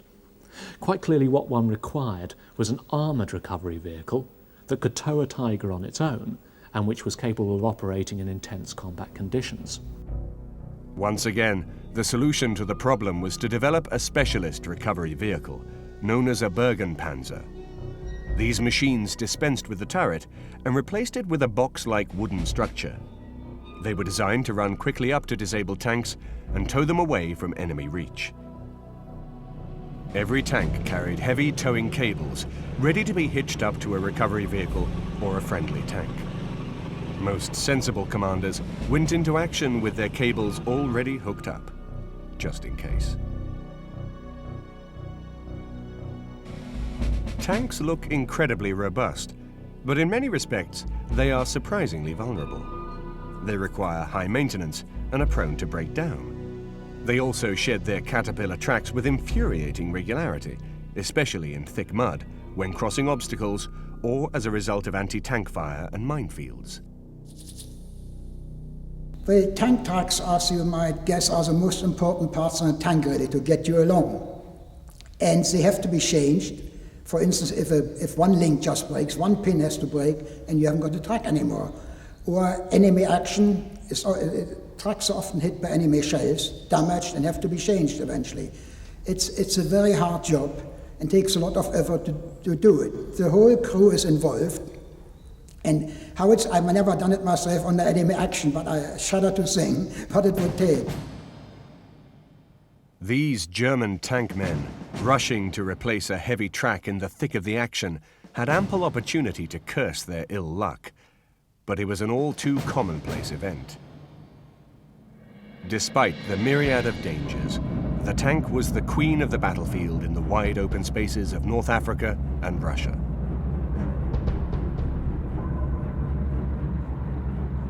In the first 4 months of the war, the Germans discovered that there was one environment in which tanks should never be deployed: the built-up areas of towns and cities. There, they became especially vulnerable to lurking infantry and anti-tank guns. The Germans learned this lesson as early as the Polish campaign of 1939, in the Battle for Warsaw. But despite all of their previous experiences, these mistakes were repeated at Stalingrad, Kursk, and in Normandy. Some commanders continued to commit tanks in towns right up to 1945. In 1944, these destroyed German tanks littered the streets of Villers-Bocage. They were destroyed by concealed British anti-tank guns when they grew too confident and rolled into the town after a period of conspicuous success in the open fields around the town.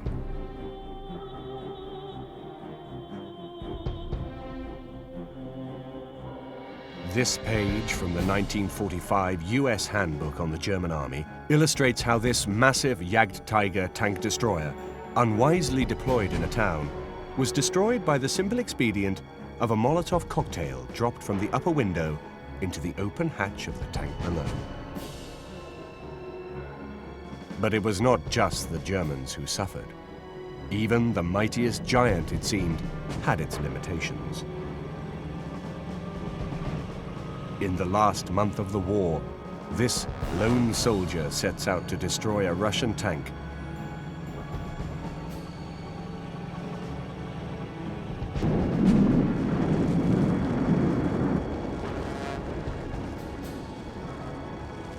His smile suggests elation and pride.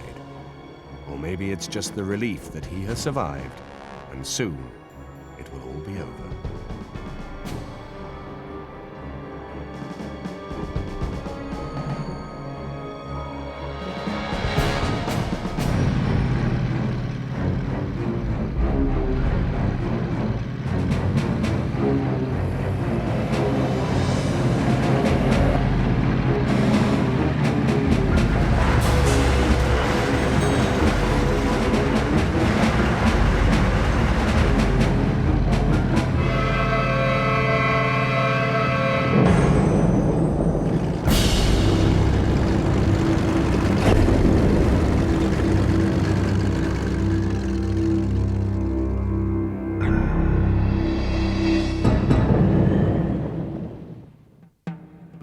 world holds Adolf Hitler to account for the rearmament program which allowed Germany to precipitate the Second World War. To a large extent, this is certainly true.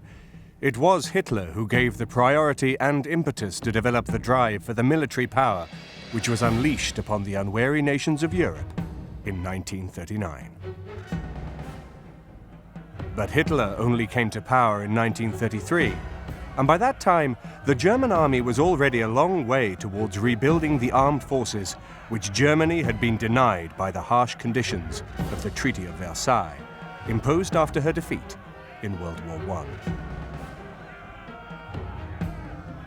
The Versailles Treaty specifically forbade Germany from developing armored cars, tanks, or any other form of tracked armored vehicles. It was designed to leave the field clear for the Allies to continue the development of the descendants of these French light tanks, which had shown promise in the closing months of the Great War. Well, basically the Treaty of Versailles of 1919, which blamed Germany in its entirety for the outbreak of World War I, forbade the German army to use tanks in any capacity whatsoever. However, in the late 1920s, the German army, fully conscious of the increasing technological sophistication and usefulness of tanks, got round the restrictions of the Treaty of Versailles by striking a bargain with the Soviet Union.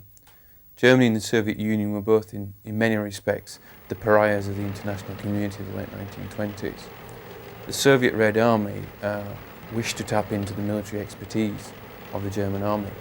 At the same time, the German army wanted to be able to use Soviet tanks at the Soviet Tank School in Kazan, out of sight of the prying eyes of the Western powers, namely France and Great Britain. The secret German-Soviet experimental station took the first steps in the development of modern battle tanks. These tanks would later equip the panzer divisions of World War II. Ironically, they would be pitched against the Soviet Union as their greatest foe. Two tanks eventually emerged from this clandestine development program. Firstly, there was the tiny Panzer I, a small, lightly armed and armored machine designed as a training and command vehicle. It was armed with 2 machine guns and had space for a crew of just 2 men. Slightly more impressive was the prototype for what would become the Panzer II. The Panzer II was a light reconnaissance tank. It was only marginally more efficient than the Panzer I, but it did at least have a 20mm gun in its turret. The Panzer I had been designed as the first German tank in the early 1930s, and as such it had actually been designed as a training tank only, and thus it really had never been envisaged as a battle tank. And you can see this from the fact it was only armed with 2 machine guns and had very light armour. So really the Panzer I was not an effective battle tank at all. The Panzer II was in some ways a transitional design and was slightly more battle-worthy than a Panzer I. It had a 20mm cannon and better armour protection. But it really can only be seen as a reconnaissance tank or a light tank and really couldn't match either the firepower or the armour of most Allied tanks. When Hitler came to unfettered power in 1933, these 2 tanks unexpectedly had to be used to equip the new panzer divisions for frontline service. Thanks to Hitler, the next war would arrive far sooner than the generals could have imagined in their worst nightmares. Adolf Hitler was a driven man. He did not intend to heed the pleas of the High Command, who knew that a modern war would need the next generation of medium and heavy tanks, which were then still in development. They would not be ready in numbers before 1940, and a protracted war without them was unthinkable. But a long war was exactly the opposite of what Adolf Hitler had in mind. In the next war, he was determined that Germany would not be brought to her knees by a long, drawn-out war of attrition. It was unthinkable that the horrors of the trenches should ever be repeated, so future campaigns would need to be swift and decisive. In this, at least, he had the support of some sections of the High Command, who agreed that mechanization was the answer. The Reichswehr, the German army, had been collaborating with the Russians secretly during the 1920s and the early part of the 1930s, and it was there, in Russia, and certainly not in England or in Great Britain, that the Germans saw, for example, for the first time, the organization of the first large-scale mechanized brigade, then a mechanized division, and finally a mechanized corps.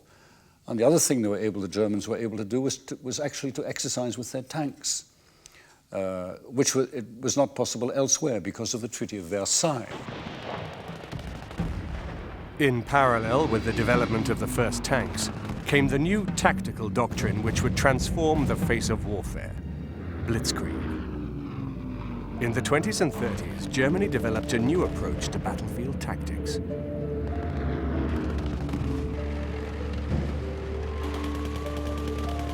During the Great War, the attacking frontage of the armies during major offensives could be as wide as 60 miles. Even the successful Kaiserschlacht offensives, launched by Germany during the last year of the war, saw the troops deployed over a 20-mile-long attack sector. Using Blitzkrieg tactics, the new armored forces were to be concentrated together for a single thrust through a very narrow sector of the front. Once they had broken through the opposing front lines, the panzers were instructed to keep going further and further into the enemy rear areas, spreading panic and confusion. The new tank forces were to be supported by a force of dive bombers to spread fear and panic both at the point of penetration, then further into the rear areas as the tanks advanced. To further facilitate the new tactics, the old infantry divisions were augmented by a new formation called a panzer division. These divisions had their own tanks, motorized infantry, motorized artillery, and full support and logistics. It was designed to be a highly mobile miniature army, capable of supporting itself on the move. The reason the Panzer Division was such an effective fighting formation was due to the combined arms element contained within it. A Panzer Division contained, yes, it had tanks, but it also contained a brigade of infantry, anti-aircraft guns, artillery pieces, its own supply columns, and this whole unit was glued together, you might say, with modern voice radio communications. This made it a very flexible formation, and given the fact that the entire formation was motorized, it meant it was a very fast formation. Blitzkrieg evolved from a reassessment of war tactics that took place not only in Germany, but in Russia and Britain as well. Two perceptive British military theorists, Major General J.C. Fuller and Captain B. Liddell Hart, understood that the introduction of the tank during World War I had opened up hitherto undreamt of military possibilities. Both Liddell Hart and Fuller, in their writings, they described the kind of battle which they had in mind as the play of lightning. And the German word for lightning is Blitz, of course. So that was taken up when considering that. The first time that the term Panzer Army, Panzer Division was used by an Austrian general called General Eimansberger. And some of Hitler's remarks, his own remarks, about 1936, he's tending to use the word Blitz with respect to war, and then you get the combination of Blitzkrieg. So it slipped in, if you like, into military parlance and general usage around about the mid-1930s. There are a number of claimants to the title of the father of Blitzkrieg. It is generally accepted that Liddell, Hart and Fuller's experiments with the British tank were important, but at the same time the Germans had worked on the application of motorization and tanks in breakthrough battles. Many of these new ideas came from the work of General Heinz Guderian. A man of acute and perceptive intelligence, Guderian had devoted much thought to the question of how tanks might best be used in a modern battle. Plans and tactics were tried out in war games and maneuvers, which soon convinced Hitler that he had discovered the way to make his dreams of conquest become a reality. Guderian was a great publicist of the tank. He wrote a very famous book called Achtung Panzer, which was, if you like, required reading for all the practitioners of tank warfare and what later came to be known as the Blitzkrieg. So from the point of view of being, I think, both the protagonist and the publicist of the tank, of the armored fighting vehicle, and also of the initial concepts of the Blitzkrieg, Guderian plays a very important part indeed. During the Great War, Guderian had worked extensively with wireless and gained invaluable experience in the deployment of infantry, artillery, and aircraft. With the addition of the tanks, Guderian had a clear vision of the force he wished to create. His tanks would be solely concentrated in the Panzer and Panzer Grenadiers armored divisions, not dispersed in small numbers throughout the army. They would be spearheads of a single, large military formation, which also included aircraft, artillery, and mechanized infantry. Crucially, the commanders of these new formations would not be stationed far in the rear, but would operate near the front, moving forward with the panzers and responding instantly to changing situations and issuing orders by wireless directly to his units. Making the most efficient use possible of available technology was only part of Guderian's work. He also had a clear understanding of the value of proper training, and that it was vital to encourage drive and initiative, even in the lowest ranks. The German army as a whole had incomparable standards. The men of the tank arm were trained to an even higher pitch and expected to make decisions in action, rather than simply waiting for orders. With this new system at his fingertips, Hitler would plunge Europe into years of barbarity and turmoil on an unprecedented scale. In early 1939, Germany's rearmament was still far from complete. But Hitler knew if he delayed his plans any longer, Germany's enemies might yet grow too strong for her. To be successful, he needed easy, quick, and decisive victories. Because the new Panzer IIIs and IVs were only available in small quantities, he pressed the Panzer I and II tanks into service. But even then, the numbers were far from adequate. At this uncertain juncture, Hitler had a stroke of luck. When Germany annexed Bohemia and Moravia in 1938, it was found that the tanks produced in Czechoslovakia by Skoda and CKD were available in sufficient numbers to bolster the numbers of the panzer divisions. I think it's true to say that in May 1938 there was a genuine danger of war.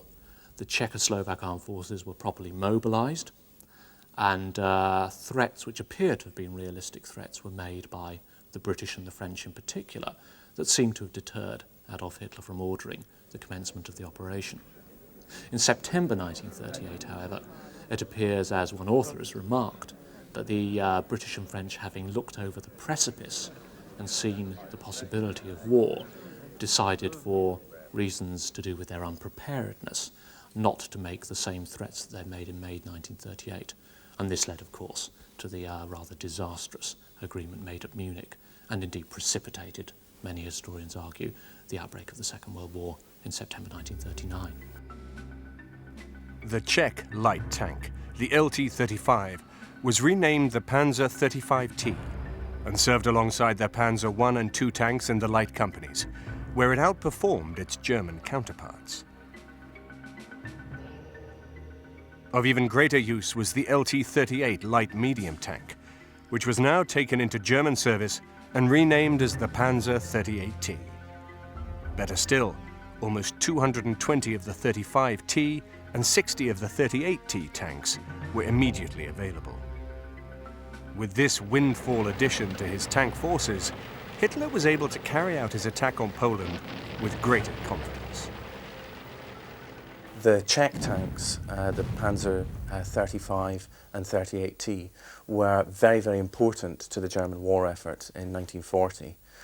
Over a third of the German tanks used in the campaign in France were in fact Czech tanks, which had been seized by the Germans after the annexation of Czechoslovakia in 38 and 39. Panzer 35T, was a fairly old design, but relatively battle-worthy. The Panzer 38T, on the other hand, was an extremely effective light tank in 1940 and gave much more fighting power to the Panzer divisions than either the Panzer Is or IIs. The Germans liked the design so much that in fact the Panzer 38T, although it was replaced as a battle tank after 1940 and 41, it remained in production until 1945 and was used as the basis for many German fighting vehicles. Although the Polish campaign was predominantly a conventional war of encirclement, the German battle plan did include some elements of what was to become standard Blitzkrieg doctrine. In the case of Poland, Hitler made no declaration of war. This flagrant disregard for the usual rules of war caught his victims off guard every time he used the same ploy. It gave him the vital advantage of surprise and kept the initiative, which was so vital to the success of Blitzkrieg.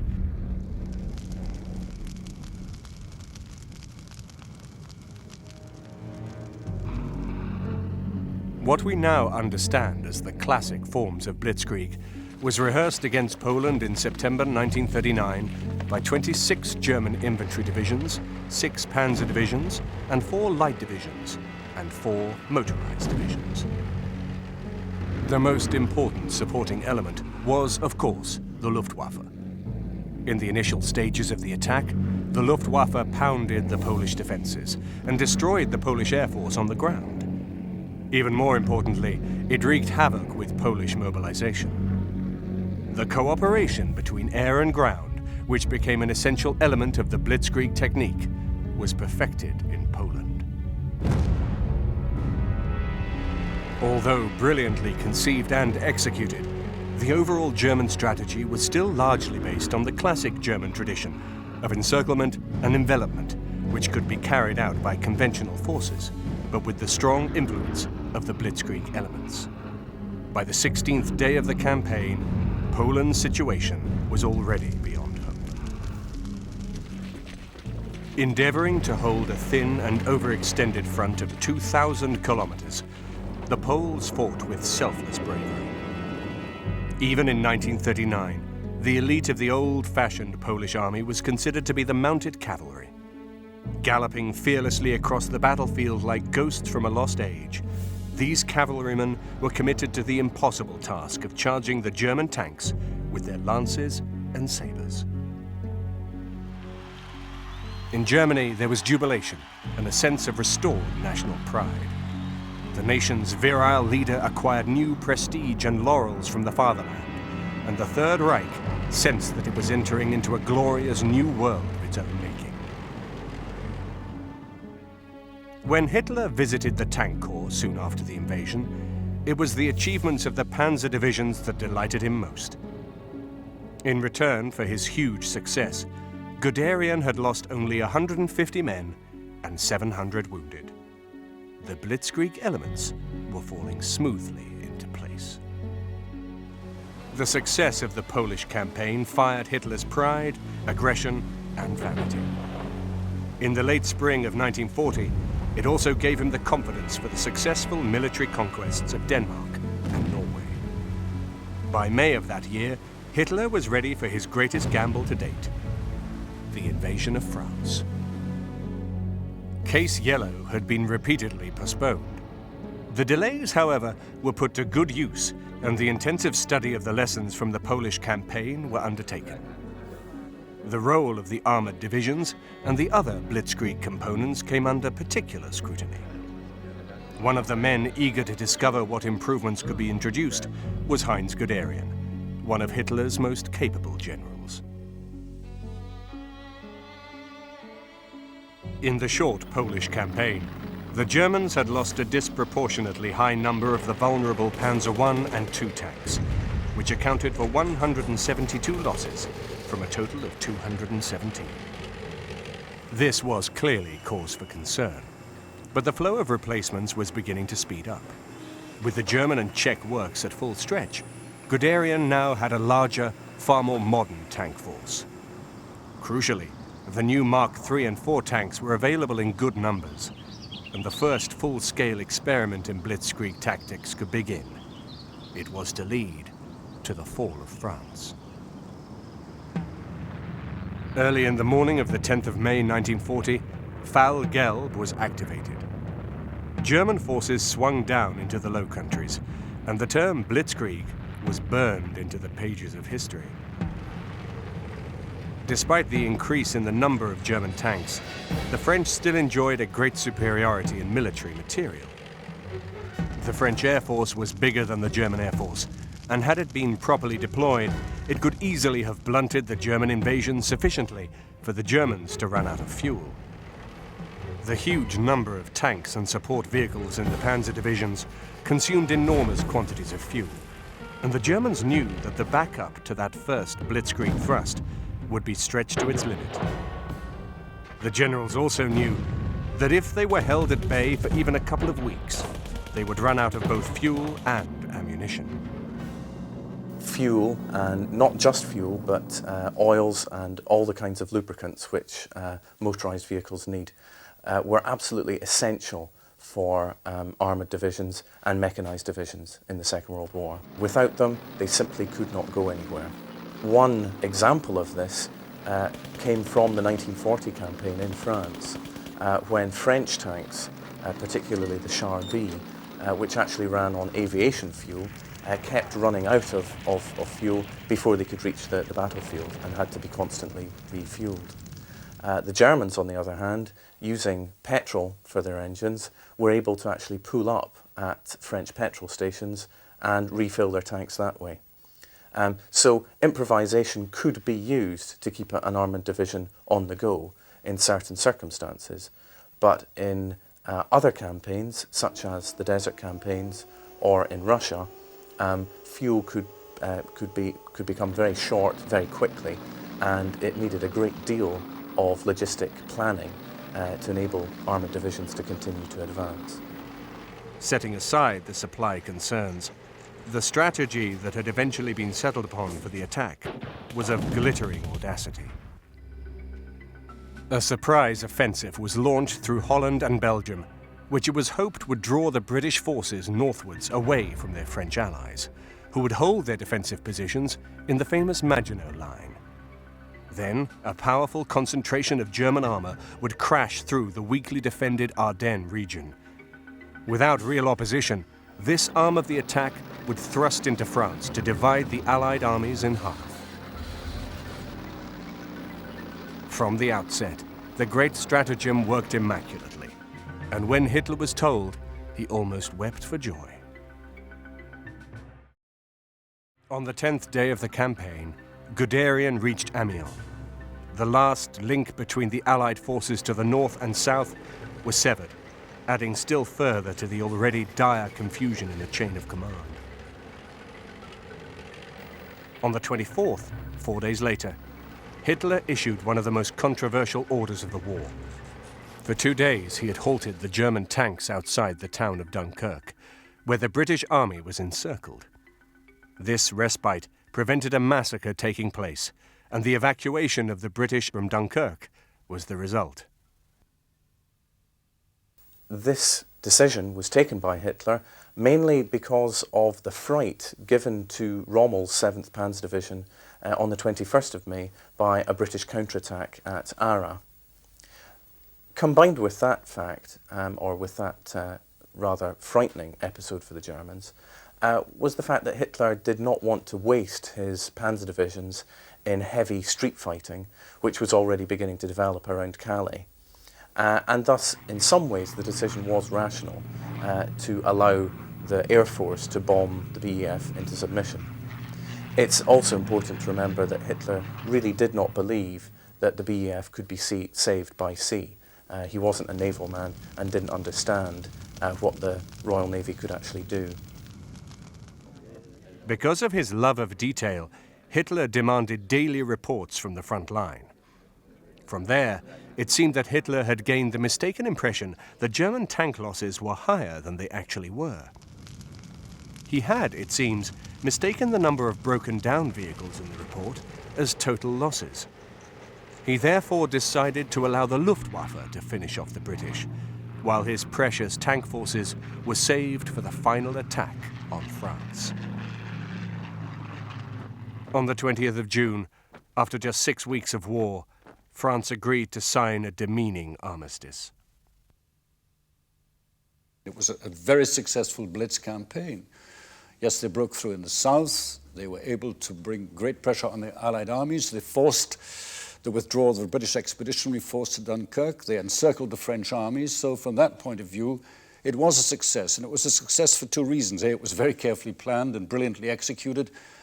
But there, the logistics problem was not so serious. Where the German army came up against logistics problem, as it did in Russia, then the Blitzkrieg didn't work. It was what it was meant to be, a short, sharp, rapid, brutal penetration. Hitler was overjoyed at this astounding vindication of the methods of Blitzkrieg. Germany rejoiced with him. The nation's honor had been restored, German prosperity assured by the new order in Europe, and the ignominy of Versailles was lost in the past. Under their revered leader, this transformation had been achieved at a cost far below all expectation. Germany had every reason to thank its armed forces, as the posters exhorted them to do. Hitler was pleased, but not content. He wanted much more. A declaration of war against Yugoslavia and Greece simultaneously was the signal that Blitzkrieg was about to be unleashed again. It burst over Yugoslavia on the 6th of April, 1941. The same day, Belgrade was heavily bombed, and the Germans tore through the country. Zagreb, Sarajevo, and Skopje fell in quick succession, and just 12 days later, Yugoslavia was completely occupied. Greece was now the front line. With the Balkan flank now secured, the unprecedented military buildup in progress all along Germany's eastern borders continued. Hitler had resolved to invade the Soviet Union. This great offensive, codenamed Barbarossa, had been fermenting for a long time in Hitler's mind. Firmly rooted in National Socialist ideology was the conviction that Germany's destiny lay in the east. But Soviet Russia was just too vast to hope that it would fall in 30 days like Poland. Once more, Hitler needed a quick war. Once more, he needed it soon. His gambler's instinct told him that Germany would never stand so strong as she stood then. And if he delayed, even 1 year, the crowds that cheered so fervently might no longer be willing to follow him into so hazardous an adventure. He gambled that the war would last 3 months. It was the biggest and most mistaken assessment of his ramshackle career. The coming war would last almost 4 years and claim 30 million lives. At 0300 hours on the morning of June the 22nd, 1941, the code word Dortmund crackled down the wires. 3 million men stood in battle readiness. The ground along the Russian borders vibrated to the thunder of massed artillery. High above, hundreds of bombers flew steadily eastwards. The theory of Blitzkrieg was about to be tested on a far grander scale than anything yet undertaken, and in an arena of frighteningly vast proportions. The German forces were disposed in 3 great army groups. The topmost, Army Group North, swung away northwards aiming for Leningrad. The 3rd Army Group, known as Army Group South, moved sharply down towards the Ukraine, with the oil fields of the Caucasus as its ultimate goal. Guderian was with the principal German offensive in Army Group Center. Their objectives were Smolensk, and beyond that the industrial and administrative heart of Soviet Russia, Moscow. As usual, the invasion forces scythed through hopelessly disorganized opposition and moved rapidly onwards. The well-honed Blitzkrieg pattern was being repeated, and the Soviet defenses whirled away like chaff in the wind. The number of prisoners taken seemed too immense to be true, but it was. almost 3 million Russian soldiers fell into German hands in the opening phases of Barbarossa, and the scale of destruction was terrifying. As the news of Barbarossa reverberated around a stunned and disbelieving world, even Germany was awestruck. Despite the successes, Guderian was at odds with the overall plan. He was acutely aware that the one guiding principle of Blitzkrieg, the concentration of maximum force against a single objective, had already been neglected. Even worse, as the army groups advanced, they would diverge away from one another instead of coming closer together in an enveloping movement. In addition, Guderian was not being allowed to develop the technique he had exploited so masterfully in France. A short, sharp campaign which kept a close eye on the practical issues of supply. The Polish campaign took place in 36 days. The campaign in the West lasted 42 days. But the campaign in Russia lasted 1,000 days. In the autumn of 1941, the Blitzkrieg technique was failing. The reasons were the logistical problems which beset the German army as a whole, but were especially severe for the German tank columns. There had always been a fear in the German High Command that the panzers might run out of fuel, or they might run out of ammunition, or that they might outstrip the ability of the army to keep them supplied and in working order. At that point, Germany would become embroiled in a war of attrition with a bigger adversary. This is exactly what happened in Russia, and with that, the Blitzkrieg floundered. The Soviet Union had relatively few roads. A very small proportion of the roads that existed were paved. This meant that the German army's logistical system, which was heavily dependent upon the roads, was going to face severe problems in sustaining any advance into the interior of the Soviet Union once the weather deteriorated.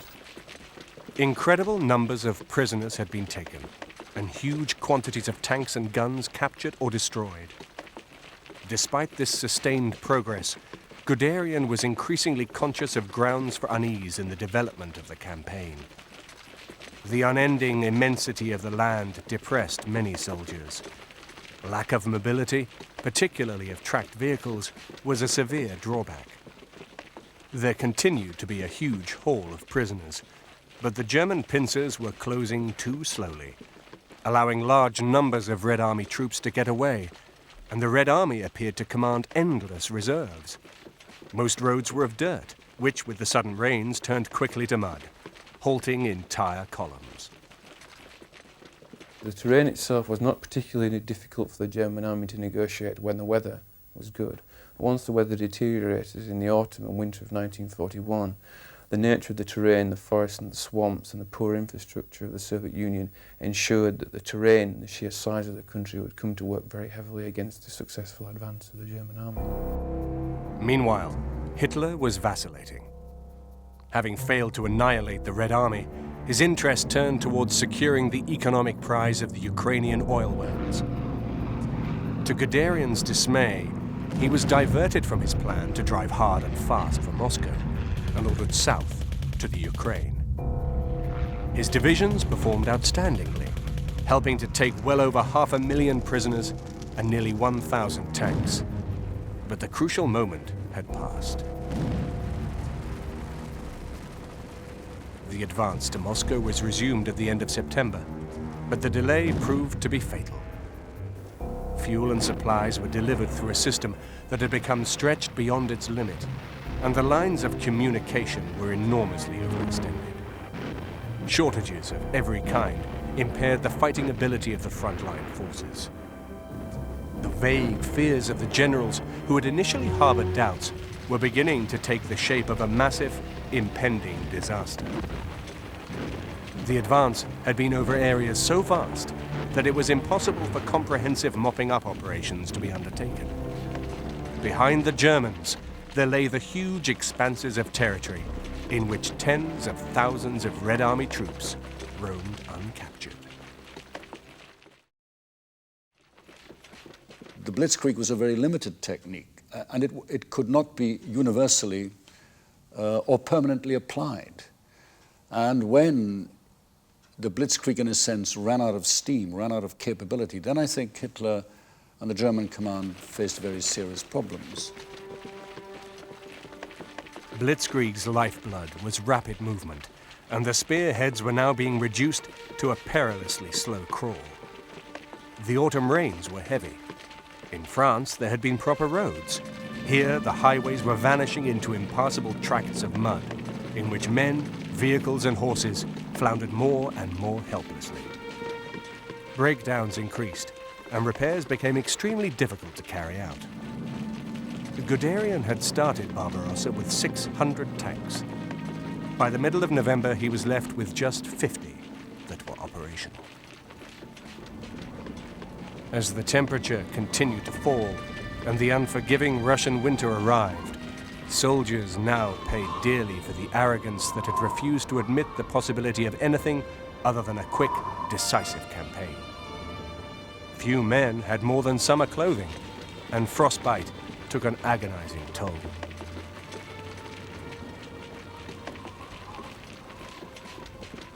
Towards the end of October 1941, many German troops were praying for the weather to become colder, because once the roads froze, the ground would harden, and this would enable the German panzers to continue rolling. Nevertheless, most German troops did not anticipate the kind of temperatures they began to encounter in late November 1941. Cold of the magnitude of -20, -25 degrees centigrade completely undermined the ability of the German soldier to fight effectively and the ability of his equipment. Most German tanks, artillery, simply did not have the capacity to withstand temperatures of this kind. In the artillery, recoil systems froze. Some German commanders reported that it took 12 hours of heating simply to thaw out the engine of a German tank. Once the German army stopped moving, it then became involved in positional fighting. Positional and defensive fighting against the Russian formations increased the demand for supplies at a time when the demand for supplies could not be met. The mighty offensive in Russia had run its course. German armored divisions lay shattered in the frozen wastes before Moscow, together with Hitler's dreams of glory. The golden days of Blitzkrieg were at an end. An angry Hitler proclaimed himself supreme commander and dismissed many of his highest generals. On Christmas Day 1941, Heinz Guderian was relieved of his command. A shameful way to treat such a committed and successful soldier. Another great soldier who would later be treated even worse by Hitler was Field Marshal Erwin Rommel. While Guderian was in disgrace after the failures in the snows of Russia, Rommel had risen to prominence under the beating sun, following a string of remarkable successes in North Africa. The wide open spaces of the North African desert would, at first glance, appear to have been ideal tank country. In practice, much of this huge arena was actually impassable to tracked vehicles. The soft sand of the deep desert was very difficult to negotiate and played havoc with the vehicles, which were essential for desert warfare. The war in the desert was therefore fought on a narrow coastal strip of passable terrain between the desert and the sea. This small area saw the bulk of the fighting as the campaign in the desert seesawed backwards and forwards between Egypt and Libya. Under Rommel's inspired leadership, the outnumbered German forces were able to achieve some spectacular victories. In many respects, these were classic Blitzkrieg battles, like those in which the Germans had enjoyed such spectacular success during the French campaign. Rommel, of course, had taken part in that campaign, where he had achieved outstanding success as the leader of the 7th Panzer Division, which had gained the nickname the Ghost Division. Rommel applied his experience from France to the desert theater. Despite the enormous difficulties of a very tenuous supply situation, he was able to record some of the most audacious victories of the war. But in so doing, he did create the opportunities for later critics to question some of the aspects of his famous legacy, and in particular, his habit of leading from the front. Rommel was much criticized for using one of the most important parts of the Blitzkrieg technique, which was to have the commander very far forward, handling the battle, not from a corps headquarters or a divisional headquarters. He was very much criticized for that, although Rommel, of course, had commanded Panzer Division in 1940. Rommel was the first to break through in the Ardennes and get to the Meuse. So when he is in North Africa, you get, again, virtually classic Blitzkrieg technique adapted to desert warfare conditions. But the essence of that was the command and control system, highly flexible, movable, up with the front, up with the troops, taking account of the situation. Eventually, even the unexpected victories won by Rommel were overcome by the superior weight of Allied arms ranged against him, and the Afrika Korps was finally defeated in 1943. In Russia at that time, the whole course of the war was about to be decided. On the eve of the Battle of Kursk, Hitler knew the moment of decision had arrived. He had little option but to recall Guderian, who was reappointed to the new position of Inspector of the Tank Forces in time for that cataclysmic battle. With Guderian back at the front, Hitler may well have been trying to recapture some of the earlier flair which had produced the successes of 1939 and 1940. He sensed that he was playing his last card on the Russian front. The Battle of Kursk was an all-or-nothing attempt to win the war in Russia. As a gamble, the stakes were enormous, and Hitler was conscious of the benefits which a successful Blitzkrieg campaign had once produced. There's a justifiable argument to say that the huge German offensive in 1943 at Kursk, which was to bite off and destroy the Red Army's salient, was a Blitzkrieg attack, was a blitz attack in that sense. On the other hand, the Battle of Kursk degenerated into virtually a slugging match, which is what the Blitzkrieg was not supposed to be. It was meant to forestall and indeed to eliminate that kind of battle. And I and some of my colleagues have reservations about describing that battle as a Blitzkrieg attack in that sense. With the defeat at Kursk, the writing was clearly on the wall for the Wehrmacht. The fears of those generals who had opposed the Blitzkrieg concept in the first place now proved to be hauntingly correct. Even Hitler must now have known that any hope of final victory was gone. Hitler had wanted to avoid a war on two fronts at all costs. He now had a war on three fronts, as the Allies were engaged against the German forces in Italy, France, and Russia. With the exception of the Italian front, which had been stabilized under Kesselring, there was a remorseless stream of bad news from both East and West. I think it's fair to say it would have taken a miracle for Germany to win in 1944.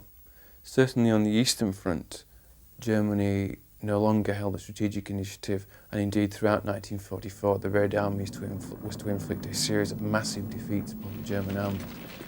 Perhaps Germany's only chance of prevailing in World War II in 1944 would have been if they had managed to successfully defeat the Allied invasion of Northwest Europe, i.e. D-Day, on 6th of June 1944. D-Day didn't so much end the war in itself, but it ensured that Germany would be defeated, because Germany was struggling to contain the Red Army on the Eastern Front with 75% of its available resources.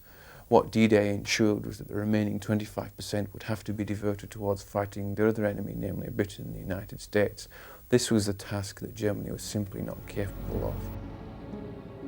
These terrible psychological blows further damaged Hitler's already paranoid personality and served to further cloud his deranged decision-making ability. In contrast to the strutting peacock of 1940, he had become a complete fantasist and recluse. The effects of the failed attempt by his own officers to take Hitler's life, by the bomb explosion in his headquarters in June 1944, further hampered his ability to make any form of rational decision. It might be said that the significance of the failed assassination attempt on Hitler is that in some respects it actually increased the war. rather than shortened it, because it brought to power some of the more ideologically fanatical members of the German Reich who ensured that the Allies would have to fight right to the streets of Berlin in order to completely defeat Germany. It therefore completely ruled out the idea of any compromise surrender on Germany's behalf. Germany was going to fight to the death and force its opponents to do so. One last manifestation of the decline of Hitler's decision-making power was his disastrous decision to mount the ill-fated Ardennes offensive in late 1944. This enormous operation drew on the last reserves of manpower available to the Wehrmacht.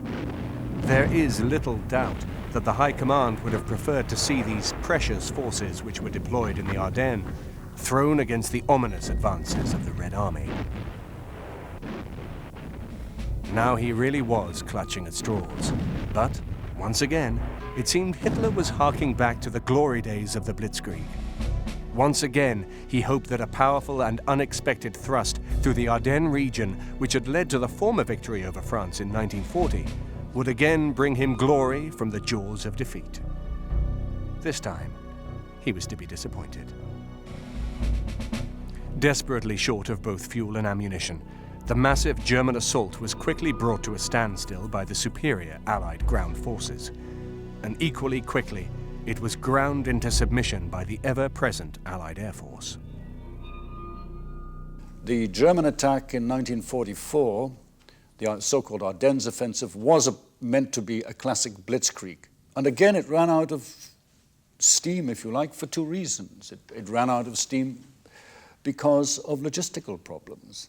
And secondly, it ran out not of steam, but was pounded to pieces because it did not have control of the air. Once the weather cleared and the Allied air forces got into action, a key component of the Blitzkrieg technique was air control and the kind of air superiority that they needed.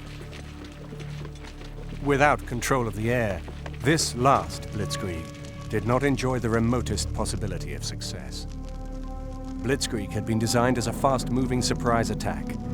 It was not a doctrine which could survive the attritional demands of a long, drawn-out war. Undaunted, Hitler ordered a last offensive in Hungary, but by now the writing was on the wall. There would never again be a successful Blitzkrieg attack. Given the depraved regime from which the doctrine sprang, we can all be thankful for that.